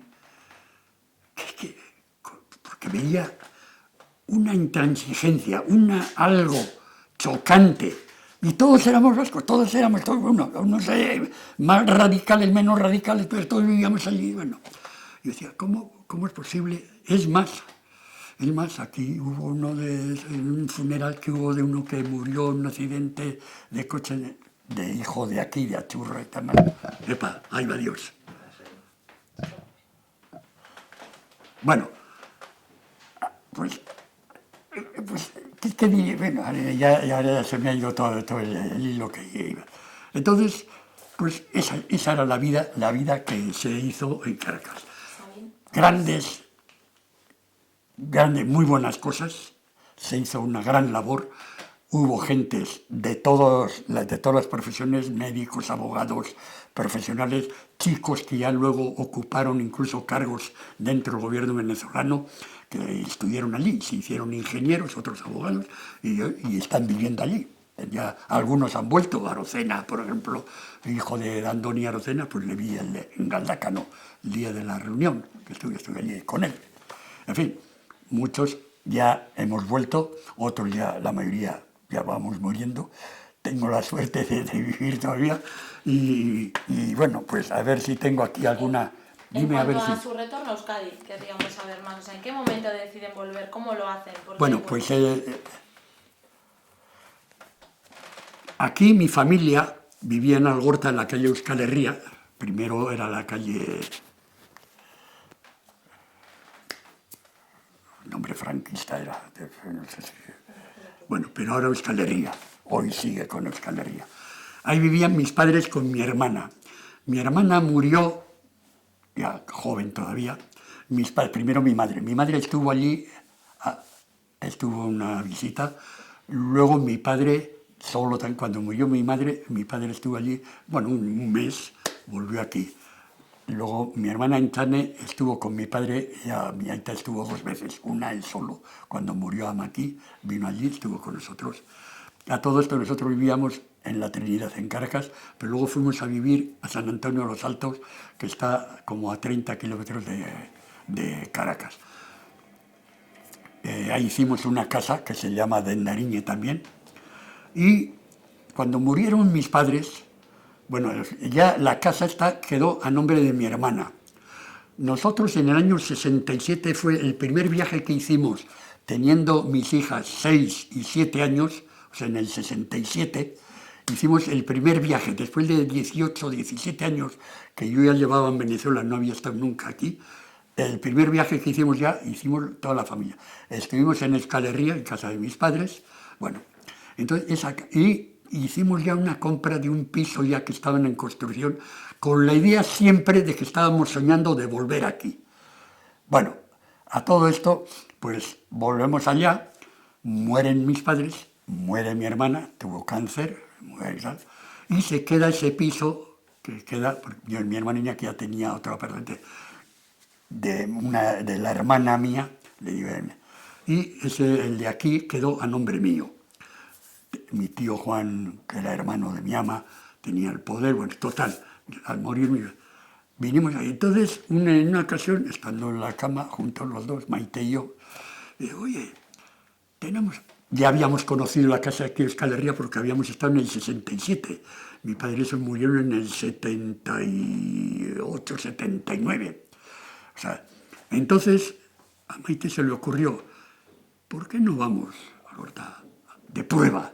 Yo ya estaba entonces de fiscal de obras, viendo fiscalizando todo un pueblo que hicimos que se llaman Los Castores, que el patrocinador fue Silverio Zavala, porque tuvo una experiencia en Burdeos de hacer unas casas de gente que ofrecía una labor carpintero, pero eso no llegó a... Ya se hizo el carpintero, nosotros hacíamos toda la carpintería de todo el pueblo. Luego albañiles, los Olavarrietas, de Ondarroa, la herrería de talleres de otro de Retuerto, en fin, de gente nuestra, que teníamos ya talleres propios, yo tuve ese taller también, entonces toda la carpintería de esas, pues que si igual más de 200 talés y no sé, en fin, aparte que trabajábamos con el Banco Obrero, pues hicimos. Estando ahí, viviendo ya en Los Castores, pues como mis padres habían muerto y mi hermana tal, mi madre había muerto ya muy joven. Mi padre, la primera visita es que fue. Digo, ¿por qué no vamos a casa? Ya conocíamos la casa de aquí de Euskal Herria. ¿Por qué no vamos? Ya la casa está vestida, pues más o menos, tenía de todo, tenía cocina, estaba amueblado. Y dijimos, ¿por qué está vacía? ¿Y por qué no? Teníamos un piso comprado, que luego más tarde, estando nosotros aquí, lo vendimos a una familia, un matrimonio de Begoña, por cierto. Mi mejor es de Begoña. La madre de mi suegra, fue la hija del último alcalde que se escribió en Endella, del último alcalde que tuvo Begoña, porque mi suegra, Begoña, era en la República de Begoña, no era Bilbao, por ninguna parte. Ya una señora mayor, muy buena. Entonces Maite, pues de estas cosas me dijo, ¿por qué no vamos de prueba? Y así fue, pues pim pam, de la noche a la mañana. Y claro, la suegra vivía con nosotros en la casa, la casa que hicimos ahí. Una de las hermanas que trataban de escapar, claro, porque Maite y yo vivíamos, la suegra estaba con nosotros viviendo. Entonces, si marchábamos nosotros, la suegra se quedaba un poco desamparada, porque Begoña, en fin, las hermanas. Bueno, total de cuentas, es que ya vino una hermana de Maite a vivir allá a la casa, y Maite y yo, con las hijas, vinimos ya, primero con la hija mayor, ya mi hija mayor ya estaba estudiando en la Universidad Central de Venezuela. Luego aquí se metió en la Universidad de Deusto, con el padre, como había un sacerdote, entonces director. Y convalidó los estudios, un año ya había estado estudiando allí y tenía que hacer algún examen de aquí, pero bueno, entró en la Universidad de Deusto. Luego fue a la de Navarra, más tarde, porque aquí creo que al principio ya cuando se empezó, debió de ser el lío. Se fumaba a tope en las... En fin, mi hija no podía aguantarse. Bueno, total que vinimos, viniendo aquí al grano. Vinimos, bueno, pues vamos a hacer una prueba. A mi suegra ya sé que se le dio, porque claro, la predileta era mi mujer, Maite, que era la mayor. Vamos a decir, los hermanos le llamaban la abadesa, porque era la mayor de la familia, y le llamaban, pues la abadesa, manejando a los hermanos y hermanas. Y, bueno, vinimos aquí de prueba y aquí nos quedamos. Entonces teníamos un dinero que venía del taller que yo tenía alquilado en bolívares en aquella época. Luego todo eso lo he vendido, el taller que teníamos. La casa también pasó a la hermana que se vino a ocupar la casa nuestra de Endariñe. Bueno, total que vinimos aquí y aquí nos quedamos.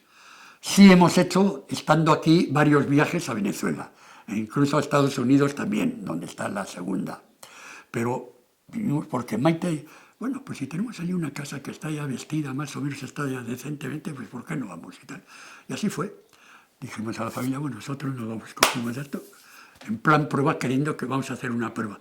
Pero que ya y Charo, Ainara se quedó allí todavía porque le faltaban unos exámenes y se quedó un mes o dos más a la segunda. Pero ya la mayor ya empezó a tener la Universidad de Deusto. Ya hacía, bueno, no sé, hoy es la directora de Ayalde. Igual ya la habrás conocido, no sé, porque ahí sale, en la televisión ha salido muchas veces con Euskiche en Calaca esto de Calaca que había, y luego en otras que han salido, ha salido muchas veces ahí. Aprendió el euskera en Caracas. La otra también es muy euskaldun en Caracas. Y ese cuento que vienen de que aquí no se puede, no lo acepto. En Caracas se pudo aprender y yo mismo con perfeccionar o lo que sea, porque yo tenía un euskera. Hoy creo que me podría defender más o menos sin llegar a niveles de euskiche o de estos niveles que pueden hablar tranquilamente de todo. Pero bueno, me podría defender, pero reconozco que me faltaría mucho. Una vez que estuvimos aquí, hemos ido a las clases de Derio, que eran 15 días, y estábamos Maite y yo, 15 días metidos día y noche. Comíamos allí, cenábamos allí, dormíamos allí y hacíamos nuestros ejercicios hasta las 2 de la madrugada, porque eran cursos intensivos del euskera antiguo, bueno, del euskera andarrés, ¿qué es Egimbiu? O sea, todo ese lío que había. Y luego no digamos nada con el lío del H y no H y todo lo he vivido ya muy intensamente aquí, con el mismo Michelena y con otro que llamo Martín y demás. Pero bueno, vinimos así y aquí nos quedamos. Y así fue, eso. A Maite se le ocurrió, vinimos de prueba y aquí nos quedamos. ¿Y el proceso de adaptación una vez que llegaron aquí? Prueba y aquí nos quedamos. Luego sí, ya porque era la casa, era mía, la casa de Euskal Herria, de la cual luego ya vendimos, se hizo cuando Charo se casó, la casa esa pasó a ella. Luego aquí, ese era el dueño que está allí, era el dueño de esa casa, que eran tíos de mi mujer, de Maite. Mejor dicho, la señora, o sea, doña María Guisasola, que no era Euskanga, era Guisasola, que hermana de mi suegra y demás. Bueno, entonces estos pues, nos ofrecieron, vivían en Etxezuri, en Bilbao, y entonces nos hicimos nosotros cargo de esto. Y aquí ya hicimos ya una compra ya a los tíos de Maite.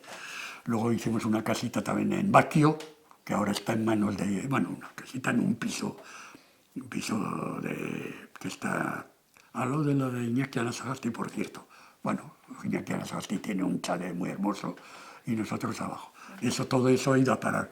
Una vez que ha muerto mi mujer, eso yo ya, hombre, voy a Baquio porque me llevan y vengo aquí, me baño y tal, pero ya estuvimos 20 años, hemos disfrutado de Baquio porque vivía entonces Maite y todo. Pues bueno, la cuestión de por qué vinimos fue así. Maite se le ocurrió y así hicimos. Prim pam. Vamos a ir en plan prueba y aquí nos quedamos. ¿Saben? Y ustedes ahora cuando mira hacia atrás, cuando todas estas experiencias le vienen a la cabeza, ¿con qué se queda? ¿O qué ha supuesto para usted? No, yo de aquí. Ya, hoy además Venezuela, hoy ni soñar. Hoy Venezuela ya con Maduro y con Chávez y con todo eso ya no.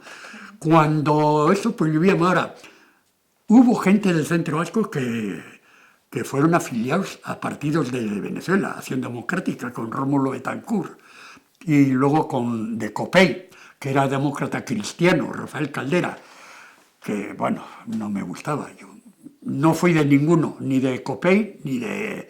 Pero bueno, de tener simpatía, cuando tuvimos elecciones, como ya teníamos el carnet de identidad como venezolano, todavía lo tengo por ahí, que lo guardo, el 1867633, tengo todavía metido ahí el número de la cédula mía. Entonces, sí interveníamos en las elecciones. Voté siempre Acción Democrática, porque me parecía que era el más demócrata, Rómulo Betancourt. Luego también hubo sus más y sus menos, pero toda la historia de los gobiernos te podría citar desde Betancourt, de Leoni, de Rafael Caldera, de Carlos Andrés Pérez, de Lusinchi, etcétera, etcétera, todos. Porque, claro, hemos vivido allí. Mucha gente del centro eran copellanos, alguno era ya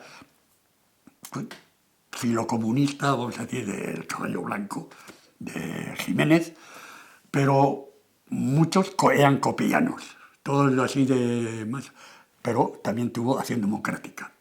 Yo no pertenecía a ninguno. Hoy tampoco, hoy no tengo ningún carné, tengo que decir, claro, ni uno, ni PNV, ni Bildu, ni ninguna de esas. Tengo mis simpatías, he votado ahora hace 4 días, he votado al que me ha dado la gana y no tengo ningún compromiso en nada. Sigo mucho escuchando a Spimarra, con Euskitz, con Mayalen Iriarte, y ahí sigo, y bueno, y todas las noticias que salen ahí, y lo mismo le oigo a la, como es la del PP, que no me gusta nada, pero bueno, pero hay que verla y le sacan. Y, bueno. Y así fue. La llegada nuestra fue así un pronto que tuvo Maite. ¿Por qué no vamos? Pues bueno, pues vamos a hacer prueba. Fue un disgusto para la suegra, sobre todo para la suegra. Es más, le quisimos, cuando estoy estando aquí en Euskal Herria todavía, ella estaba siempre, pero ella siempre quería ir a Begoña, al lado de la basílica. Ella siempre la tenía cerca de su amacho, de la Virgen de Begoña, y quería un aparventito, y claro, pues eso, ya eso estaba, se escapaba. Nosotros vivíamos aquí. Luego yo aquí en Algorta ya estuve muchos años en el coro Biochalay. Ha sido famosa, ya sabes, hoy sí está todavía el coro de hombres, y he seguido, pero ya una vez que empezó ya la garganta a no funcionar, pues ya me separé. Bueno, ahora voy a las misas de euskera, soy el que organizo el coro, vamos, 4 gatos se puede decir, pues, no sé, 50, 60 personas. Tuve muy buena amistad con el que fue hijo de José Antonio Aguirre, Joseba Aguirre, que murió con su mujer, todavía tengo muy buena amistad con Josepa, con la hija de la hermana de José Antonio Aguirre, de María Teresa Aguirre, Garbiñe Madariaga, en fin. Y nos juntamos ahí en una cuadrilla y pues discutimos todo lo que está ocurriendo ahora aquí, discutimos lo que dice uno y lo que dice el otro, y así fue a grandes.